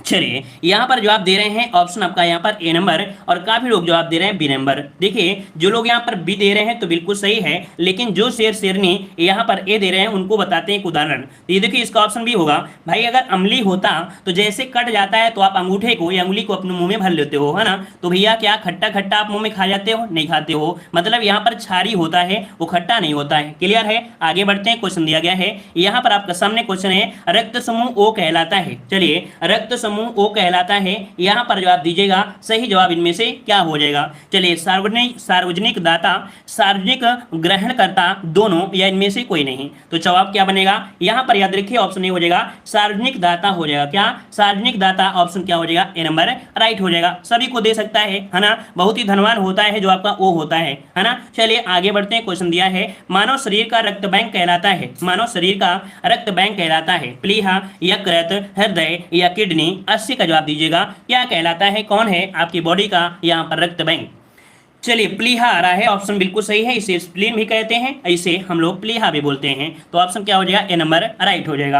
आगे बढ़ते हैं। क्वेश्चन आपसे दिया गया है मानव हृदय का सबसे बड़ा और सबसे मजबूत कक्ष जो होता है वो कौन सा होता है। मानव हृदय का सबसे बड़ा और सबसे मजबूत जो कक्ष होता है कौन होता है, दाहिना निलय, बायां निलय, बायां अलिंद या दायां अलिंद। ऑप्शन हो जाएगा बी, याद रखिए बायां निलय। कौन, बायां निलय होता है जो सबसे बड़ा और सबसे मजबूत कक्ष होता है। ठीक है ना, और आपके हृदय में 4 कक्षीय होते हैं। ठीक है, आगे बढ़ते हैं। क्वेश्चन दिया गया है निम्नलिखित में से कौन सा हृदय की धड़कन और श्वास को नियंत्रित करता है। चलिए यहां पर जवाब देना है, सही जवाब इनमें से क्या हो जाएगा। चलिए यहां पर जवाब दीजिए 82 नंबर में। और देखिए 82 की अगर बात करते हैं, है ना, तो हृदय की धड़कन, है ना, और श्वसन को नियंत्रित करता है जो आपका मेडुला ऑब्लोगाटा होता है, अर्थात जो शरीर के पीछे जो आपकी हड्डी गई है, गर्दन से जुड़ी होती है, तो उसे बोलते हैं मेडुला ऑब्लोगेटा। ऑप्शन क्या हो जाएगा, ए नंबर राइट हो जाएगा। आगे बढ़ते हैं। क्वेश्चन दिया गया है कि मनुष्य में यूरिया किस में बनता है। मनुष्य में यूरिया किस में बनता है, यकृत में, प्लीहा में, वृक्क में या मूत्रवाहिनी में। कहां पर बनेगा। चलिए यहां पर देखिए बनता कहां पर है, तो आपकी यकृत में बनता है। ठीक है, यहां पर आपका जवाब हो जाएगा ए नंबर, यकृत में बनता है। इसको भी नोट कर लीजिएगा। 83 का ऑप्शन सब लोग यहां पर नोट करिएगा। ठीक है, आगे बढ़ते हैं। क्वेश्चन दिया है निम्नलिखित में से कौन सी तंत्रिका तंत्र की मूल संरचनात्मक कार्यात्मक इकाई होती है। हमने आपको बताया था कि जो आपकी तंत्रिका आपकी तंत्र होती है, इसमें संरचनात्मक और कार्यात्मक जो इकाई होती है क्या होती है, न्यूरॉन होती है, नेफ्रॉन होती है, सेरिब्रम होती है, सेरिबेलम होती है। 84 का ऑप्शन हो जाएगा क्या, न्यूरॉन। क्या होती है, न्यूरॉन होती है। आपकी तंत्रिका तंत्र की बात कर रहा है, ठीक है, तंत्रिका तंत्र की बात कर रहा है तो आपकी न्यूरॉन होती है, ठीक है ना। अगर पूछे पूछे कि नेफ्रॉन क्या होती है, तो नेफ्रॉन होती है जो किडनी होती है, वृक्क होती है, उसमें असंख्य प्रकार की छोटी छोटी वाहिनियां होती हैं जो कि नेफ्रॉन होती हैं, है ना। तो ऑप्शन इसका बन जाएगा ए नंबर। नेक्स्ट क्वेश्चन दिया गया है कि मनुष्य में कितनी जोड़ी कपाल तंत्रिकाएं होती हैं, मनुष्य में कितनी जोड़ी कपाल तंत्रिकाएं होती हैं। 85 का जवाब यहाँ पर लॉक करना है। चलिए यहाँ पर 85 की अगर हम बात करते हैं तो 12 जोड़ी होती हैं। कितनी होती हैं, 12 जोड़ी होती हैं, याद रखिएगा, है ना। तो सबका जवाब बिल्कुल आ रहा है, बिल्कुल सही है। आपका जवाब हो जाएगा यहाँ पर आपका बी नंबर, 12 जोड़ी यहाँ पर कपाल तंत्रिकाएं होती हैं। क्लियर हो गया। चलिए आगे बढ़ते हैं। क्वेश्चन दिया है, जितने लोग जुड़े हैं भाई वीडियो को लाइक शेयर भी करते रहिएगा, ठीक है। चलिए बताइएगा कि निम्नलिखित में से कौन मानव शरीर की सबसे छोटी हड्डी है। मानव शरीर की सबसे छोटी हड्डी कौन हो जाएगी। आप सभी को याद होगा, सभी को पता है, जो स्टेपिज हड्डी होती है जो कि आपके कान में होती है। कहां पर होती है, कान में होती है, सबसे छोटी हड्डी होती है। और सबसे बड़ी हड्डी होती है जांघ में, जो कि आपकी फीमर होती है ना। क्या होती है, फीमर होती है। तो इस प्रकार से ऑप्शन से हो जाएगा। अगला क्वेश्चन दिया है अवर 2, याद रखिए, थायराइड ग्रंथि के सामान्य कामकाज के लिए आहार में निम्नलिखित में से किसका सेवन करना जरूरी है। चलिए यहां पर जवाब देना है, आपका सही जवाब इनमें से कौन सा हो जाएगा। चलिए यहाँ पर जवाब देना है, आपका सही जवाब इनमें से राइट क्या हो जाएगा। चलिए यहाँ पर बताइएगा अवर्ट अर्थात थायराइड ग्रंथि के सामान्य कामकाज के लिए आहार में निम्नलिखित में से किसका सेवन करना जरूरी होती है। तो देखो थायराइड ग्रंथि आपके गले में होती है ना। अगर आप ये चीज नहीं खाएंगे तो आपके गले में दिक्कत हो सकती है। यहाँ पर क्या होता है, आपकी आयोडीन, क्या होता है, आयोडीन होता है, इसलिए नमक भी आपका खाना जरूरी होता है, याद रखिएगा। क्लियर है। चलिए आगे बढ़ते हैं। क्वेश्चन दिया है सबसे बड़ी अंतःस्रावी ग्रंथि कौन सी है। सबसे बड़ी अंतःस्रावी ग्रंथि, ये एग्जाम में पूछा जा सकता है, नोट कर लीजिएगा। ये आपका आईएमपी है, इसे नोट कर लीजिएगा। ये सबसे बड़ी अंतःस्रावी ग्रंथि कौन सी है। अग्न्याशय, अवटु ग्रंथि, पीयूष ग्रंथि या आपकी टेरिस में आपकी है। 88 नंबर में लॉक करिएगा। चलिए यहाँ पर देखो आपका जवाब आ रहा है, यहाँ पर आपका बी नंबर, अंतःस्रावी ग्रंथि, जिसे कि अभी अभी हमने आपको बताया। यहाँ पर कौन सी बताई, आपकी अवट ग्रंथि। कौन सी, यहाँ पर जो आपकी जवाब दिया है बी नंबर, अवट ग्रंथि, ये आपकी अंतःस्रावी ग्रंथि है। यही पॉइंट अभी हमने आपको बताया है।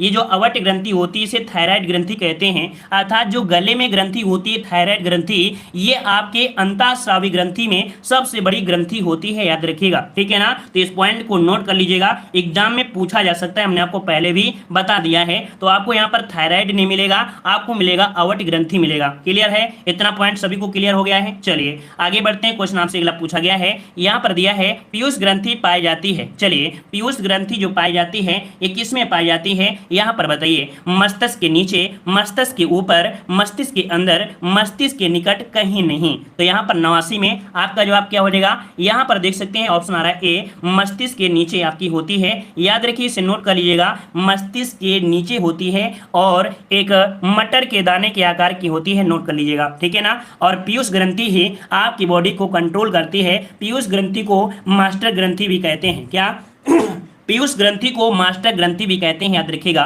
और इसे पिट्यूटरी ग्रंथि भी कहा जाता है, कई नामों से जानते हैं आपके इस पीयूष ग्रंथि को। आगे बढ़ते हैं। क्वेश्चन दिया है कि हार्मोन्स हमारे मतलब हार्मोन्स इंसुलिन हमारे शरीर में किस ग्रंथि द्वारा निर्मित किया जाता है। बताइएगा ये हार्मोन्स इंसुलिन हमारे शरीर में किस ग्रंथि द्वारा निर्मित होता है, ये बताइए किस ग्रंथि द्वारा निर्मित होता है। यहाँ पर आपका जवाब क्या हो जाएगा, तो आपका जवाब हो जाएगा यहाँ पर ए नंबर, जो आपका अग्न्याशय होती है, अर्थात यहाँ पर अग्न्याशय, ठीक है। ऑप्शन ए नंबर राइट हो जाएगा, ठीक है। हार्मोन्स इंसुलिन हमारे शरीर में किस ग्रंथि से, तो आपके अग्न्याशय से आपके होते हैं, ठीक है। चलिए यहाँ पर हमने आपको बताया भी था कि आपके कई प्रकार के हार्मोन्स आपकी बॉडी में होते हैं। कुछ आपके यहाँ पर कह सकते हैं लड़ो और या उड़ो वाले भी होते हैं, कुछ आपके यहाँ पर प्यार वाले भी होते हैं, है ना। तो चलिए अभी आपके सभी क्वेश्चन मिलने वाले हैं। चलिए क्वेश्चन आपके सामने दिया है, निम्न में से कौन सा स्त्रीलिंग हार्मोन्स है। चलिए बताइएगा कि निम्नलिखित में से कौन सा स्त्रीलिंग हार्मोन्स है। यहाँ पर दिया है एस्ट्रोजन, आपका एंड्रोजन,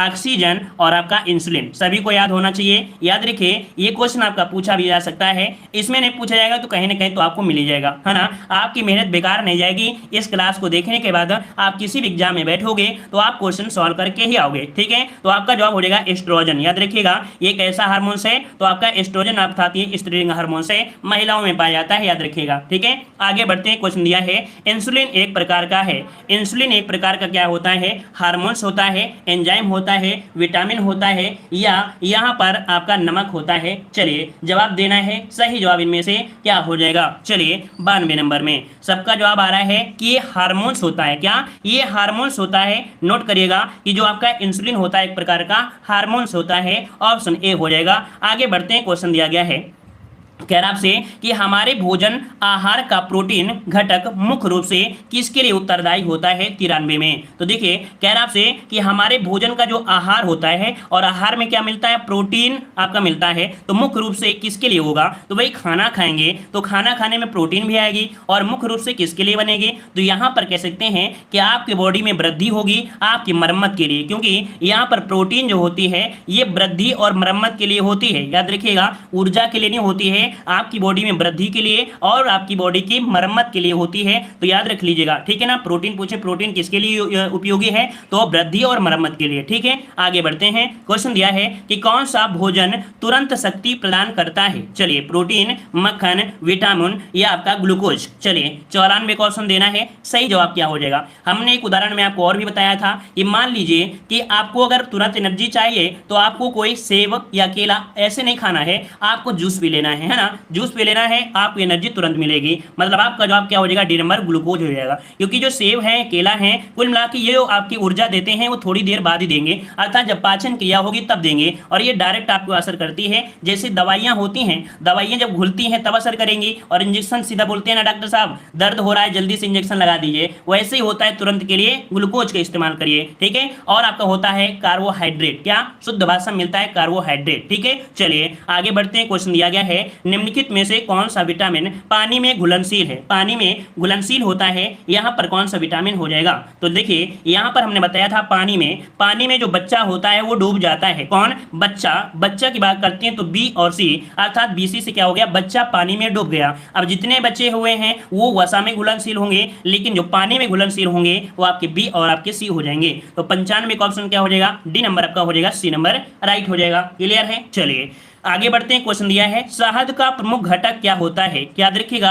कि प्रकृति में पाया जाने वाला सबसे मीठा जो आपका होता है ये शहद ही होता है। सबसे मीठा ये कौन सा है? तो आपका शहद होता है, जो कि आपके शहद में पाया जाता है फ्रक्टोज। क्या? तो फ्रक्टोज होता है। ऑप्शन आपका बनेगा डी नंबर राइट हो जाएगा। क्लियर है? चलिए आगे बढ़ते हैं। रक्त के जमने अर्थात थक्का में कौन सा विटामिन मदद करता है? आपके रक्त के जमने में अर्थात थक्का में कौन सा विटामिन मदद करता है? 97 को ऑप्शन देना है। तो जवाब क्या बनेगा? यहां पर बन जाएगा आपका यहां पर डी, विटामिन के हो जाएगा। क्या? विटामिन के होता है। हमने आपको यह भी बताया होगा कि एक ऐसा भी रोग होता है जिसमें रक्त का थक्का नहीं जमता है, वो आपका होता है हीमोफीलिया। क्या होता है? हीमोफीलिया होता है, उसमें से रक्त का थक्का नहीं बनता है। एक प्रकार का आनुवांशिक रोग होता है। ठीक है ना? क्लियर है ना? तो आपका जवाब हो जाएगा डी नंबर। आगे बढ़ते हैं। क्वेश्चन दिया है कि विटामिन सी का रासायनिक नाम क्या होता है? विटामिन सी का रासायनिक नाम क्या होता है? यहाँ पर जवाब दीजिएगा, सही क्या हो जाएगा? तो सबको यहाँ पर पता होगा, बताने की भी जरूरत नहीं पड़ेगी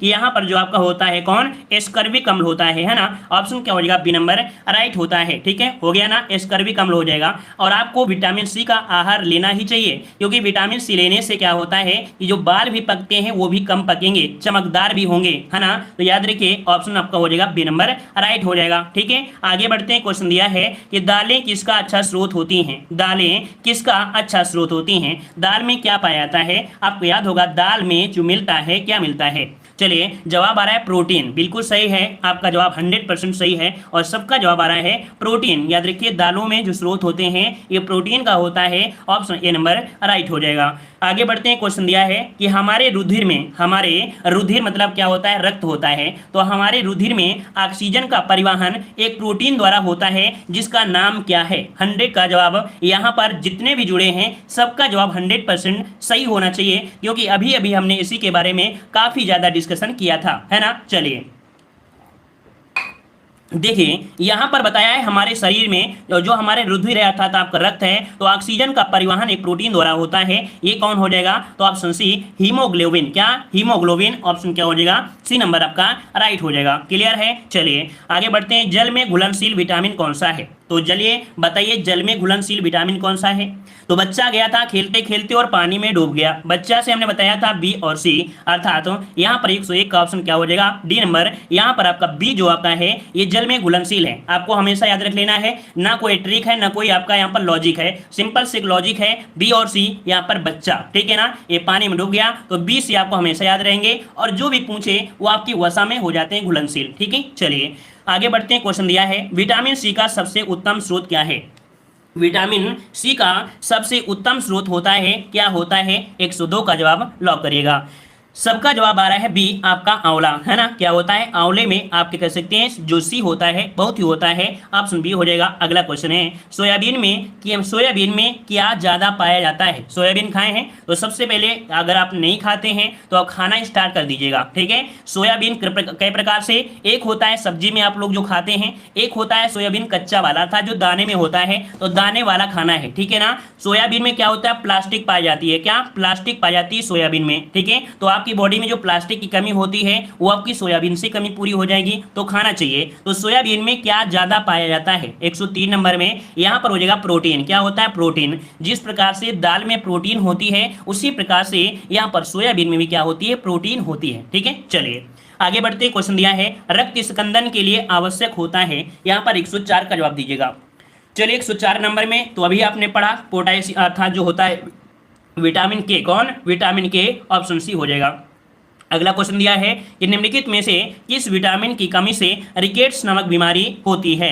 किस विटामिन की कमी से रिकेट्स की बीमारी होती है? 105 नंबर में लॉक करना है। चलिए यहाँ पर जवाब आ रहा है यहाँ पर डी नंबर, यहाँ पर डी नंबर, कुछ लोग यहाँ पर ए दे रहे हैं। देखिए यहाँ पर रिकेट्स बीमारी होती है आपकी विटामिन डी से। क्या होता है? विटामिन डी से। ठीक है, चलिए आगे बढ़ते हैं। क्वेश्चन दिया है कि विटामिन B3 जिसे हम लोग नियासिन के नाम से जानते हैं, इसकी कमी से कौन सा रोग होता है? अगर यहाँ पर विटामिन B3 की कमी हो जाती है तो आपको कौन सा रोग हो सकता है? यहाँ पर याद रखिएगा आपका जवाब यहाँ पर हो जाएगा कौन सा?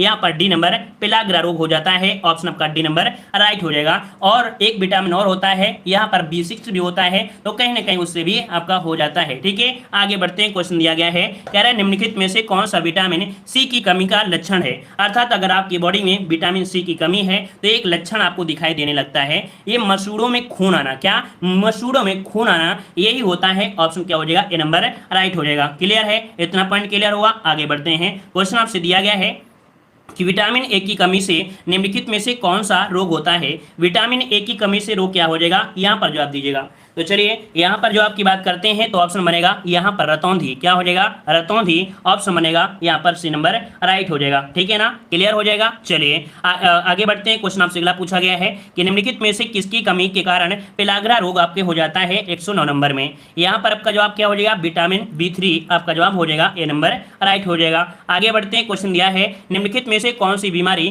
प्रोटीन ऊर्जा कुपोषण के कारण होती है? प्रोटीन ऊर्जा कुपोषण, अगर आपकी बॉडी में प्रोटीन की कमी होती है तो आप कुपोषण के शिकार होते हैं। इसका भी कारण यहाँ पर क्या हो सकता है? तो आपका होता है क्वाशरकोर, है ना। यहाँ पर क्वाशरकोर होता है, अर्थात तो यहाँ पर क्या होता है? जो बच्चा होता है दुबला पतला हो जाता है ना, जिसको बोलते हैं हाथ पाए लकड़ी पेट दमकड़ी, है ना। ये गाँव में देहाती भाषा बोलते हैं। वो क्या होता है? बिल्कुल पतला पतला सा दिखाई देने लगता है। तो यहाँ पर ऑप्शन क्या हो जाएगा? बी नंबर, सुखवा रोग हो जाता है। ठीक है, चलिए आगे बढ़ते हैं। क्वेश्चन दिया है चेचक जिसे स्मॉल पॉक्स बोलते हैं। क्या? चेचक जिसे स्मॉल पॉक्स बोलते हैं का रोग कारक जीव कौन सा है? चलिए चेचक का जो रोग कारक जीव है ये कौन सा बनेगा? यहाँ पर 111 नंबर में ऑप्शन बनेगा कौन सा? यहाँ पर होता है वेरियोला विषाणु। क्या? वेरियोला जो आपका विषाणु होता है इससे आपका चेचक रोग हो जाता है। ऑप्शन बनेगा आपका बी नंबर। ठीक है, अगला क्वेश्चन दिया गया है निम्नलिखित में से किसमें एनीमिया होने का खतरा अधिक होता है? एनीमिया होने का खतरा अधिक होता है 112 नंबर में लॉक करना है। चलिए देखिए जो आपकी होती हैं कौन? गर्भवती महिलाएं। ठीक है, जो गर्भवती महिलाएं होती हैं उसमें एनीमिया होने का खतरा ज्यादा रहता है। तो ऑप्शन क्या बन जाएगा, यहां पर आपका सी नंबर राइट हो जाएगा। ठीक है, चलिए आगे बढ़ते हैं। क्वेश्चन दिया है निम्नलिखित में से किस खनिज की कमी से एनीमिया रोग हो जाता है, किसकी कमी से एनीमिया रोग बन जाता है अर्थात हो जाता है। चलिए आपकी बॉडी में क्या कमी होती है, तो लोहे की कमी से, क्या लोहे की कमी से, लोहे की कमी से एनीमिया रोग हो जाता है। ऑप्शन आपका बी हो जाएगा। अगला क्वेश्चन दिया है कि निम्नलिखित में से किसे निकट दृष्टि दोष के रूप में जाना जाता है, निकट दृष्टि दोष को जाना जाता है, बताइएगा।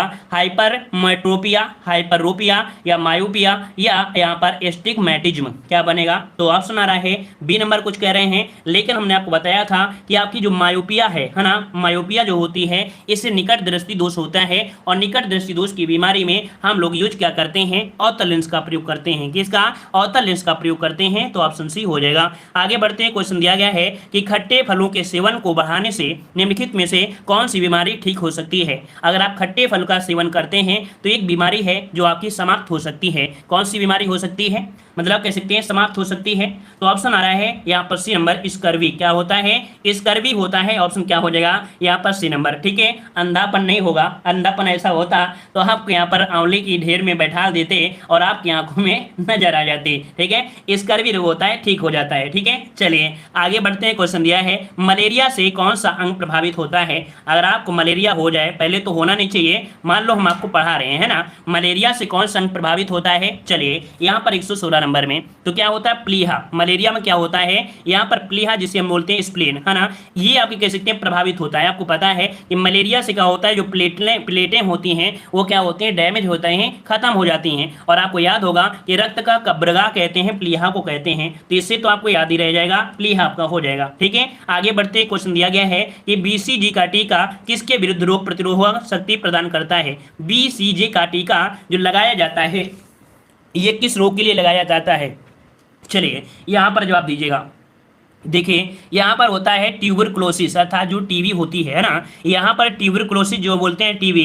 तो ऑप्शन क्या हो जाएगा, बी नंबर राइट हो जाएगा। ठीक है, आगे बढ़ते हैं। क्वेश्चन दिया गया है कि रक्त कैंसर को कहा जाता है, वेरी वेरी आईएमपी क्वेश्चन है आज के लिए। जो आपका आईएमपी क्वेश्चन है, ये रक्त कैंसर जो कहते हैं किसे कहते हैं। चलिए यहाँ पर देखिए 18 का ऑप्शन क्या हो जाएगा, सी नंबर हो जाएगा, ल्यूकोमेनिया। क्या, ल्यूकोमेनिया को कहते हैं रक्त कैंसर। जब क्या होता है कि जो आपकी कह सकते हैं लाल रक्त कणिकाएं होती हैं और इनकी संख्या बहुत ही कम हो जाए और WBC जो आपकी होती हैं इनकी संख्या बहुत ज्यादा होने लगती है, अर्थात जो श्वेत मतलब जो व्हाइट अर्थात कह सकते हैं श्वेत रुधिर जो कणिकाएं होती हैं या WBC की संख्या बहुत ज्यादा होने लगती है, उसे बोलते हैं रक्त कैंसर, जिसे हम बोलते हैं ल्यूकेमिया। क्लियर है, आगे बढ़ते। क्वेश्चन दिया गया है कि जिसमें एक व्यक्ति किसी विशेष रंग की पहचान करने में विफल रहता है उस रोग को कहा जाता है। चलिए ये बताइए कौन सा रोग है, कि यहाँ पर देख सकते हैं ऑप्शन बी हो जाएगा वर्णांता, है ना। अभी हमने बताया था वर्णांता का मतलब ये, वर्णांता में क्या होता है, लाल और हरे न लाल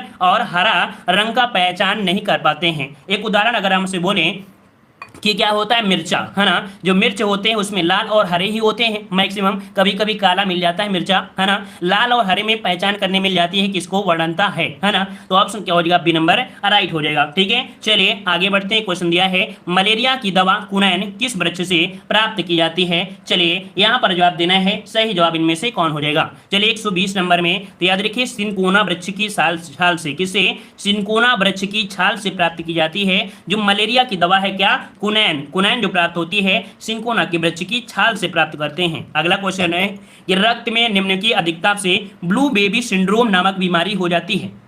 121 नंबर में क्या बनेगा, तो याद रखिएगा अगर रक्त में अधिकता हो जाए किसकी, तो आपकी नाइट्रेट की, है ना। जब नाइट्रेट की अगर अधिकता हो जाती है इसी रोग को कहते हैं ब्लू बेबी सिंड्रोम। ऑप्शन क्या हो जाएगा, डी नंबर राइट हो जाएगा, नाइट्रेट की अधिकता के कारण। अगला क्वेश्चन आपसे दिया गया है, यहाँ पर दिया है मलेरिया परजीवी का नाम क्या है। मलेरिया परजीवी का नाम क्या होता है 122 नंबर में। तो देखिए यहाँ पर दिया है प्लाज्मोडियम, इकोलाई, अमीबा या आपका यूग्लेना। बिल्कुल सही है, लगभग सभी का जवाब आ रहा है ए नंबर।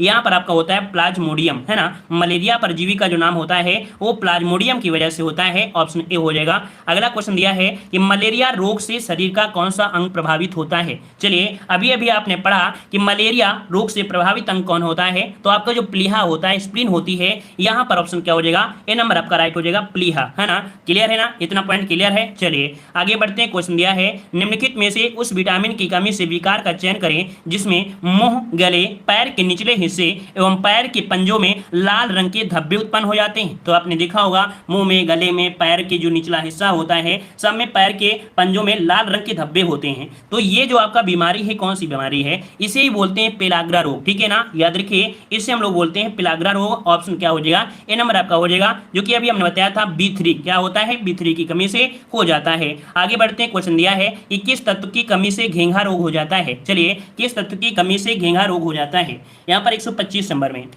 ऑप्शन आ रहा है सी, आयोडीन, बिल्कुल सही है, आयोडीन की कमी से होता है। याद रखिएगा, आपको और भी पढ़ाया गया होगा कि अगर आप पहाड़ों में रहते हैं तो भी आपको कह सकते हैं घेंघा रोग हो सकता है ना। तो ऑप्शन क्या हो जाएगा, सी नंबर राइट हो जाएगा। अगला क्वेश्चन दिया है मलेरिया से प्रभावित अंग कौन सा है। मलेरिया से प्रभावित अंग इनमें से कौन सा है, अस्थिमज्जा, तिल्ली एवं लाल रक्त कोशिकाएं, मस्तिष्क या आंत, कौन सा बनेगा। चलिए भाई 126 का जवाब दीजिए। तिल्ली, है ना, बिल्कुल सही है। यहाँ पर जो तिल्ली है अर्थात जो लाल रक्त कोशिका होती हैं, ये इन्हीं की वजह कह सकते हैं मलेरिया से ये प्रभावित होता है, तिल्ली एवं लाल रक्त कोशिकाएं। ऑप्शन क्या हो जाएगा, बी नंबर राइट हो जाएगा, है ना। चलिए आगे बढ़ते हैं। क्वेश्चन दिया है निम्न में से कौन सा भ्रूणपोषी बीज नहीं है। निम्न में से कौन सा भ्रूणपोषी बीज नहीं है। यहाँ पर दिया है एरंड, मक्का, चावल और आपका चना। यहाँ पर जवाब क्या बनेगा, तो जवाब हो जाएगा चना। कौन सा, जो यहाँ पर डी दिया है चना, ये भ्रूणपोषी बीज आपका नहीं है। ऑप्शन बन जाएगा यहाँ पर डी नंबर। आगे बढ़ते हैं। क्वेश्चन दिया है पौधे के किस भाग से हल्दी प्राप्त की जाती है। तो जो आपकी हल्दी होती है ये कैसे प्राप्त होती है, कहाँ से होती है, चलिए बताइएगा। यहाँ पर बताइए कहाँ से प्राप्त हो जाएगी। तो काफी लोग जवाब दे रहे हैं यहाँ पर आपके जड़ से, है ना। याद रखिए, कुछ लोग जड़ दे रहे हैं, कुछ लोग तना दे रहे हैं। तो देखिए इसका राइट आंसर जो बनेगा वो क्या बनेगा, ऑप्शन यहाँ पर आ रहा है सी, तना। देखिए बिल्कुल जवाब सही है, यहाँ पर तने से प्राप्त होती है। हमने बताया था कि जब आप हल्दी के पौधे को आप उखाड़ते हैं तो उसमें से क्या होते हैं, कुछ ऐसी जड़ें होती हैं और इन जड़े को इनको बोलते हैं तने। क्यों, क्योंकि इन तनों में ही आपकी हल्दी लगी होती है। जैसे मूंगफली लगी होती है ना, वैसे आपकी हल्दी भी लगी होती है। तो इस प्रकार से ऑप्शन क्या हो जाएगा, सी नंबर राइट हो जाएगा। अगला क्वेश्चन दिया है कि प्रकाश संश्लेषण की क्रिया में प्रकाश ऊर्जा बदलती है। प्रकाश संश्लेषण की क्रिया में प्रकाश ऊर्जा बदलती है, किस में बदल जाती है। यहाँ पर देखिएगा तो रासायनिक ऊर्जा में, हमने प्रारंभ में ही बताया था कि जो प्रकाश संश्लेषण है इस क्रिया में प्रकाश ऊर्जा बदलती है, क्या, रासायनिक ऊर्जा। ऑप्शन आपका बी नंबर राइट हो जाएगा। आगे बढ़ते हैं। क्वेश्चन दिया गया है यहाँ पर कि स्टील को जंग रोधी बनाने के लिए इसमें कौन सी धातु मिलाई जाती है। आप देखते हैं कि स्टील जो होती है ना, जैसे थाली है आपके घर में, तो आप चाहे पानी में डाले रहो लेकिन उसमें जंग नहीं लगती है ना। आपकी घरों में जो आपकी छत होती है, रेलिंग लगाई जाती है, तो काफी लोग स्टील के लगा देते हैं। थोड़ी महंगी जरूर होती है लेकिन उसमें जंग नहीं लगती है बारिश वारिश में, है ना। तो यहाँ पर कौन सी धातु मिला दी जाती है, तो यहाँ पर मिला जाती है क्रोमियम। क्या, क्रोमियम मिला दी जाती है। ऑप्शन क्या हो जाएगा, ए नंबर राइट हो जाएगा। अगला क्वेश्चन दिया गया है कि दूध को दही के रूप में खट्टा करना इसका एक उदाहरण है। दूध को दही में खट्टा करना, तो चलिए यहाँ पर 131 नंबर में, तो याद रखिए इसे बोलते हैं किडवन। क्या बोलते हैं, किडवन। तो ऑप्शन क्या हो जाएगा, यहाँ पर सी नंबर राइट हो जाएगा। दूध को दही में जब खट्टा हो जाता है तो ये आपका किडवन होता है। अगला दिया गया है कि एक पेड़ की उम्र का पता कैसे लगाया सकता है। चलिए बताइएगा कि एक पेड़ की उम्र का पता कैसे लगा सकते हैं। बताइएगा उसके वजन से, उसकी ऊंचाई से, वर्तमान में अपनी वार्षिक छल्ले से, कितनी गहराई तक अपनी जड़ों के प्रवेश से, क्या बनेगा। तो चलिए जवाब आ रहा है बी और जवाब आ रहा है सी। हो सकता है कि कॉपी पेस्ट वाले हों जिनका जवाब यहाँ पर गलत आ रहा है ना। तो देखिए यहाँ पर याद रखिएगा उसके वजन से नहीं नाप सकते हैं, है ना। याद रखिए ऑप्शन में बनेगा यहाँ पर सी, वर्तमान में अपनी वार्षिक छल्ले से। आप जब पेड़ को काटते होंगे तो देखते होंगे उसके बीच में गोलाई गोलाई बने होते हैं, इन्हीं गोलाई से पता चलता है ये कितने उम्र का हो गया है। तो ऑप्शन क्या हो जाएगा, सी नंबर राइट बन जाएगा। क्लियर है। आगे बढ़ते हैं। क्वेश्चन आपसे दिया है कि खट्टे फलों में कैंकर की बीमारी किसके कारण होती है। जो भी आपके खट्टे फल होते हैं उसमें एक बीमारी होती है कैंकर, है ना। क्या होता है, कैंकर। तो 100 यहाँ पर 33 का जवाब दीजिए, क्या हो जाएगा। चलिए याद रखिए यहाँ पर बैक्टीरिया के कारण, क्या, बैक्टीरिया के कारण। यहाँ पर ऑप्शन क्या हो जाएगा, सी नंबर राइट हो जाएगा। ठीक है ना। चलिए आगे बढ़ते हैं। क्वेश्चन दिया है कि आलू में ब्लैक हर्ट किसके कारण होता है। आलू में ब्लैक हर्ट होता है, आईएमपी क्वेश्चन है, इसे भी नोट करिएगा। चलिए आईएमपी क्वेश्चन इसे भी नोट करिएगा कि आलू में ब्लैक हर्ट किसके कारण होता है। चलिए यहाँ पर 134 में जवाब आ रहा है कि भंडारण में अगर ऑक्सीजन की कमी हो जाए, क्या भंडारण में अगर ऑक्सीजन की कमी हो जाए तो आप क्या कह सकते हैं, ब्लैक हर्ट रोग यहाँ पर हो जाता है। ऑप्शन सी नंबर राइट हो जाएगा। आगे बढ़ते हैं। क्वेश्चन दिया गया है वनस्पति विज्ञान के जनक कौन है। यहाँ पर बताइए कि वनस्पति विज्ञान के जो जनक हैं वो आपकी कौन हो जाएंगे। यहाँ पर जवाब देना है, सही जवाब इनमें से कौन सा हो जाएगा। वनस्पति विज्ञान के जनक जो कि जवाब आ गया है यहाँ पर आपका हो जाएगा थियोफ्रेस्टस। क्या थियोफ्रेस्टस, ऑप्शन आपका डी नंबर हो जाएगा। देखो हमने बताया था वन दिया है और यहाँ पर दिया है फॉरेस्ट, है ना, थियोफ्रेस्टस अर्थात फॉरेस्ट, तो ऑप्शन क्या बनेगा, डी नंबर राइट हो जाएगा। आगे बढ़ते हैं कि पौधे का कौन सा भाग शोषण करता है। पौधे का कौन सा भाग शोषण करता है, बताइए। जड़ होता है, पत्ती होता है, बीज होता है या कोई नहीं, तो शोषण कौन करेगा, यहाँ पर शोषण कौन करेगा। तो चलिए आपका जवाब आ रहा है बी, यहाँ पर पत्तियां करती हैं, तो बिल्कुल सही जवाब है, याद रखिए पत्तियां करती हैं। ठीक है। चलिए आगे बढ़ते हैं। क्वेश्चन दिया है सिंकोना पौधे के किस भाग से कुनैन प्राप्त किया जाता है। सिंकोना पौधे की किस भाग से कुनैन प्राप्त किया जाता है। तो हमने बताया था कि मलेरिया के बीमारी के लिए अर्थात उसके रोग से निदान पाने के लिए यहाँ पर कुनैन से एक छाल प्राप्त की जाती है, अर्थात सिंकोना पौधे की किस भाग से कुनैन, तो आपकी छाल से। ऑप्शन क्या हो जाएगा यहाँ पर छाल से, ऑप्शन क्या बन जाएगा यहाँ पर ए नंबर राइट हो जाएगा। ठीक है। आगे बढ़ते हैं। क्वेश्चन दिया है फर्न पौधा किससे संबंधित है। फर्न पौधा किससे संबंधित है, तो ये आपका जवाब हो जाएगा यहाँ पर टेरिडोफाइटा से। किससे, टेरिडोफाइटा से, ऑप्शन बी हो जाएगा। अगला क्वेश्चन दिया गया है कि थार मरुस्थल की हरियाली बनती है, मतलब थार मरुस्थल में जो हरियाली होती है वो किसके कारण से होती है, इसे क्या कहते हैं। तो 5 का ऑप्शन बनेगा ए, इसे बोलते हैं मरुदभिदी। क्या बोलते हैं, मरुदभिदी बोलते हैं। ऑप्शन आपका ए नंबर राइट हो जाएगा। अभी हाल में आपने सुना होगा कि चाइना ने रेगिस्तान में यहाँ पर एक जंगल खड़ा कर दिया है, वो जंगल इसी प्रकार के आपके पौधों से खड़ा हुआ है, याद रखिएगा। ठीक है। चलिए आगे बढ़ते हैं। क्वेश्चन दिया है प्रकाश संश्लेषण तेज होता है, ये बताइए प्रकाश संश्लेषण जो तेज होता है ये कौन से प्रकाश में होता है। पीला प्रकाश में, सफेद प्रकाश में, लाल प्रकाश में या अंधेरा में। तो बताइए कौन हो जाएगा। तो अंधेरा तो होगा नहीं, क्या बन सकता है, लाल प्रकाश होता है। क्या, लाल प्रकाश में यहाँ पर प्रकाश संश्लेषण आपका तेज हो जाता है। आगे बढ़ते हैं। क्वेश्चन दिया गया है एक पेड़ की आयु का अनुमान लगाया जा सकता है, एक पेड़ की आयु का अनुमान लगाया जा सकता है। तो आप जवाब दीजिएगा, आप कॉपी पेस्ट ना करिएगा क्योंकि दोबारा क्वेश्चन मिला है, तो कॉपी पेस्ट से काम नहीं चलाना है, सत्य निशान यहां पर लगाना है। तो क्या हो जाएगा कि तने में बने हुए घेरों को गिनकर, क्या, तने के बने हुए घेरों को गिनकर पेड़ की आयु का अनुमान लगा सकते हैं। आगे बढ़ते हैं। क्वेश्चन दिया गया है प्रकाश संश्लेषण के दौरान पैदा होने वाले ऑक्सीजन का स्रोत क्या है। चलिए प्रकाश संश्लेषण के दौरान पैदा होने वाले ऑक्सीजन का स्रोत, तो चलिए यहां पर 8 का जवाब देना है। तो आपका जवाब हो जाएगा जल। क्या, जल। भाई जल होगा तभी तो आपको ऑक्सीजन मिलेगी, बिना जल के कैसे हो सकता है। तो ऑप्शन क्या हो जाएगा, ए नंबर राइट बन जाएगा। क्लियर है। चलिए आगे बढ़ते हैं। क्वेश्चन दिया है कि प्रकाश संश्लेषण में पौधे द्वारा कौन सी गैस उपयोग की जाती है, यहां पर जवाब देना है, सही जवाब इनमें से कौन हो जाएगा। चलिए वीडियो को भी लाइक करते चलिएगा। ठीक है। चलिए प्रकाश संश्लेषण में पौधे द्वारा कौन सी गैस उपयोग की जाती है, उपयोग की जाती है आपसे पूछा है, चारों ऑप्शन देख लीजिएगा, है ना। और चारों ऑप्शन में यहाँ पर आपको जवाब मिल गया होगा। 9 का ऑप्शन हो जाएगा सी, कार्बन डाइऑक्साइड। क्या, कार्बन डाइऑक्साइड क्या करते हैं, ये आपके कह रहे हैं प्रकाश संश्लेषण में पौधे द्वारा, क्या, पौधे द्वारा पूछा गया है, ना कि मनुष्य के द्वारा। तो भाई पौधे क्या लेते हैं, CO2 तो लेते हैं ना, CO2 जो हम लोग छोड़ते हैं ये पौधों के पास जाती है, और पौधे बेचारे इतने अच्छे होते हैं ये आपको जीवन प्रदान करते हैं O2 देकर, है ना। तो ऑप्शन क्या हो जाएगा, सी नंबर राइट हो जाएगा। आगे बढ़ते हैं। क्वेश्चन दिया है कि हरे फलों को कृत्रिम ढंग से पकाने हेतु कौन सी गैस का प्रयोग करते हैं। तो चलिए अभी अभी आपने पढ़ा था कि हरे पौधों को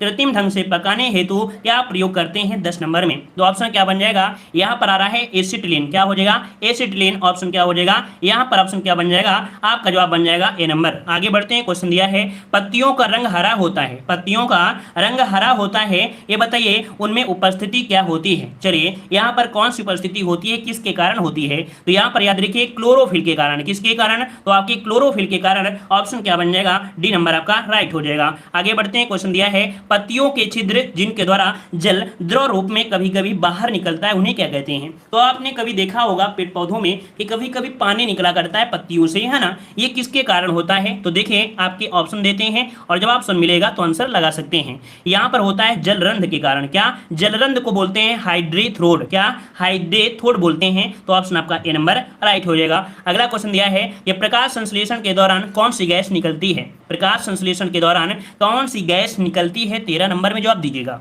तो याद रखिए ऑक्सीजन, क्योंकि निकलना बोला है ना, निकलना बोला है तो भाई प्रकाश संश्लेषण की क्रिया हो गई है और आपको क्या मिल रहा है, ऑक्सीजन मिल रही है। तो ऑप्शन क्या बनेगा, यहाँ पर ए नंबर राइट हो जाएगा। अगला क्वेश्चन आपसे दिया गया है कि पौधे मुख्यतः पोषण पाते हैं, पौधे मुख्यतः पोषण जो पाते हैं कहां से पाते हैं, क्लोरोफिल से, वायुमंडल से, प्रकाश से या भूमि से। तो ये बताइए कि जो पौधे होते हैं इनको कहां से मिलेगा। तो हर चीज मिलती है कहां से, तो आपकी भूमि से मिलती है। जो खनिज तत्व होते हैं, पानी होता है, ये कहां से जाता है, तो आपके पेड़ों में आपकी भूमि से होकर जाता है। ठीक है, आगे बढ़ते हैं। क्वेश्चन दिया है कि पौधे जो खारे पानी में पैदा होते हैं उन्हें क्या कहते हैं। पौधे जो खारे पानी में पैदा होते हैं इन्हें क्या कहते हैं। तो चलिए यहाँ पर 15 का ऑप्शन लॉक करना है।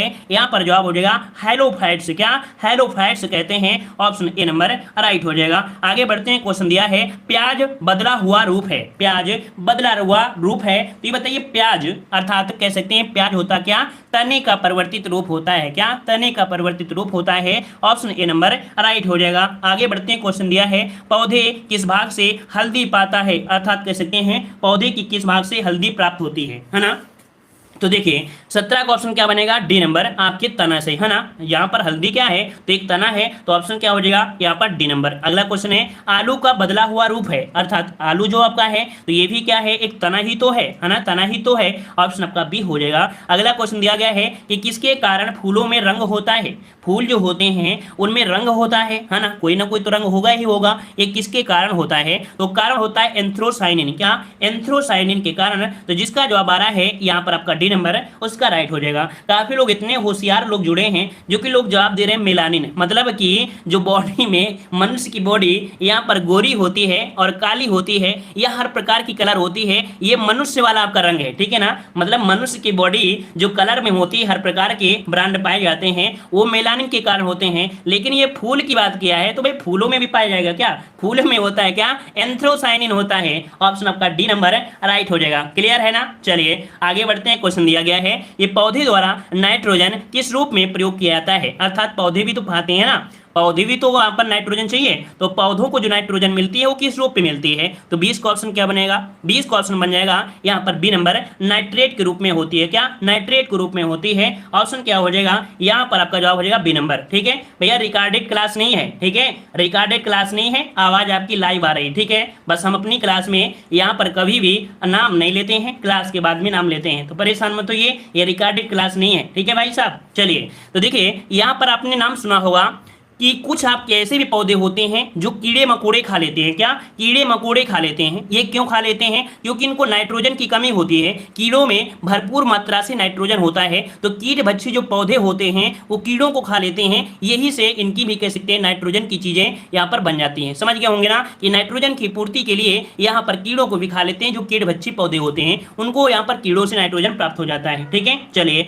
आगे बढ़ते हैं। अगला क्वेश्चन दिया गया है, कह रहे संसार का सबसे बड़ा फूल कौन सा है। संसार का सबसे बड़ा फूल इनमें से कौन सा है, कमल है, गेंदा है, रफलेसिया है या आपका ओरहुल है। चलिए 21 नंबर में तो ऑप्शन क्या हो जाएगा यहाँ पर आपका सी, रफलेसिया। क्या ऑप्शन सी हो जाएगा। और थोड़े ही क्वेश्चन बचे हैं, परेशान मत होइए, थोड़ा ही क्वेश्चन और हैं।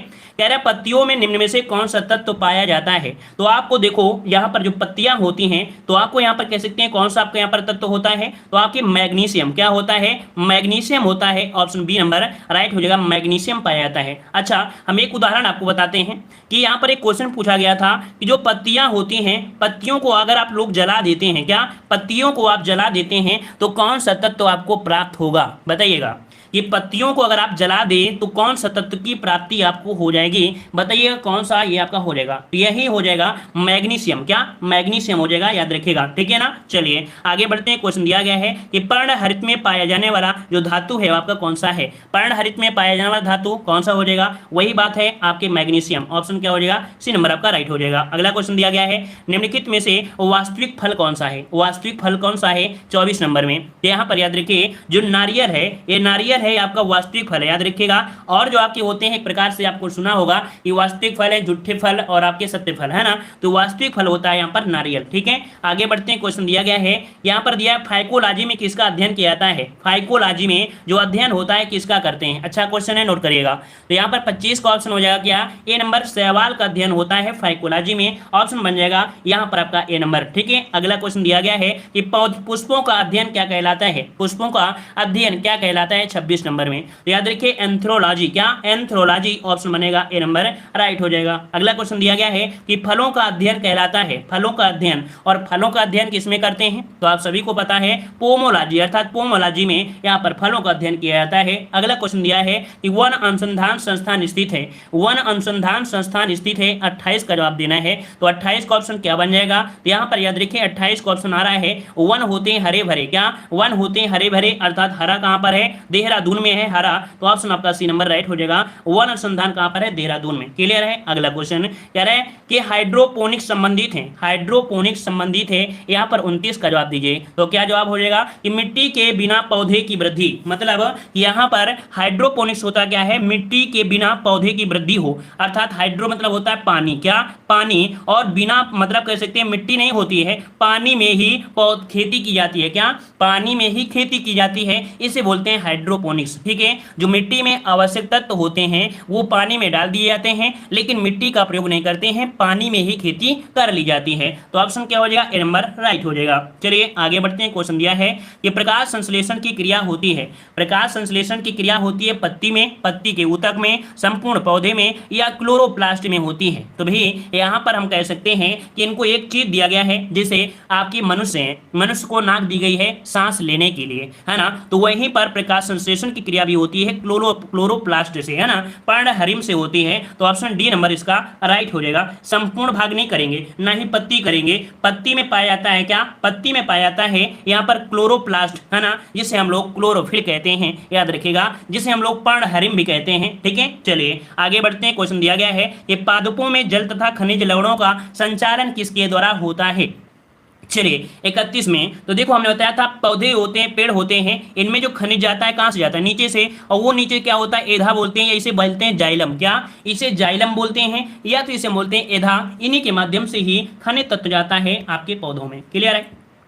आगे बढ़ते हैं। क्वेश्चन दिया है कि प्राकृतिक वर्ण सिद्धांत का प्रतिपादन किया था, प्राकृतिक वर्ण सिद्धांत का प्रतिपादन किसने किया, यहाँ पर आपका जवाब हो जाएगा डार्विन। कौन है, तो आपके डार्विन, ऑप्शन बन जाएगा डी नंबर आपका राइट हो जाएगा। अगला क्वेश्चन दिया है प्रकाश संश्लेषण होता है दिन में, दिन और रात्रि में, केवल दिन में, कोई नहीं, कौन सा बनेगा, तो 33 का ऑप्शन क्या हो जाएगा, केवल दिन में, क्या, केवल दिन में होता है, ऑप्शन सी हो जाएगा। अगला क्वेश्चन दिया गया है कि पौधों में वात्सर्जन की क्रिया किसमें होती है, पौधों में वात्सर्जन की क्रिया होती है किसमें होती है, मतलब यहाँ पर वात्सर्जन समझ रहे हैं कि आपकी जैसे पानी ग्रहण किया इसके बाद वाष्प में बदल गई, तो ये आपकी होती है किसके माध्यम से, तो ये होती है पत्ती के माध्यम से, किससे, पत्तियों के माध्यम से वात्सर्जन होता है। अगला क्वेश्चन है अफीम पौधे के किस भाग से प्राप्त की जाती है, अफीम पौधे के किस भाग से प्राप्त की जाती है, यहाँ पर 35 का जवाब देना है। सही जवाब क्या हो जाएगा, तो जवाब हो जाएगा यहाँ पर आपका जवाब आ रहा है 35 में। चलिए देख लेते हैं कितने लोग जवाब देंगे। देखिए यहाँ पर अफीम पाए जाते पौधे के किस भाग से, तो आपके यहाँ पर हो जाएगा क्या, तो ऑप्शन आ रहा है फूल आ रहा है, कुछ लोग जवाब दे रहे हैं तना दे रहे हैं। देखिए 35 का ऑप्शन बनेगा डी नंबर, ये आपका फूल होता है। देखिए अब ये फूल कैसा होता है, जब अफीम होता है तो अफीम में निकलता है फूल, वही फूल हो जाता है एक प्रकार का फल हो जाता है, क्या, एक फल हो जाता है, और ये फल जो आपका होता है अधपका, कैसा होना चाहिए, अधपका फल होता है, याद रखिए अधपके फल से क्या निकालते हैं, दूध, और उसी दूध से निकाली जाती है अफीम। तो ऑप्शन क्या बनेगा, यहाँ पर आपका डी नंबर राइट हो जाएगा, ठीक है। आगे बढ़ते हैं। क्वेश्चन दिया है कि तारपीन का तेल प्राप्त किया जाता है, तारपीन का तेल प्राप्त किया जाता है किससे? यहाँ पर 36 का जवाब क्या बनेगा? सी, ये आपके चीड़ के वृक्ष से। किससे? चीड़ के वृक्ष से प्राप्त होता है तारपीन का तेल, ऑप्शन सी हो जाएगा। अगला क्वेश्चन दिया है कि प्रोटीन का सबसे अधिक स्रोत पाया जाता है, प्रोटीन का सबसे अधिक स्रोत पाया जाता है 37 नंबर में, तो जवाब क्या हो जाएगा? तो आपके सोयाबीन में, है ना, सोयाबीन, ऑप्शन डी हो जाएगा। अगला क्वेश्चन दिया गया है सबसे लंबा जीवित वृक्ष में से कौन सा है, और इस प्रश्न का जवाब आप सभी को कमेंट बॉक्स में कमेंट करना है यहाँ पर इस क्वेश्चन का जवाब। और इस प्रकार से आज आपकी ये क्लास खत्म होती है। उम्मीद है कि अगर आप इतना पढ़ लेते हैं। धन्यवाद। जय हिंद। वंदे मातरम।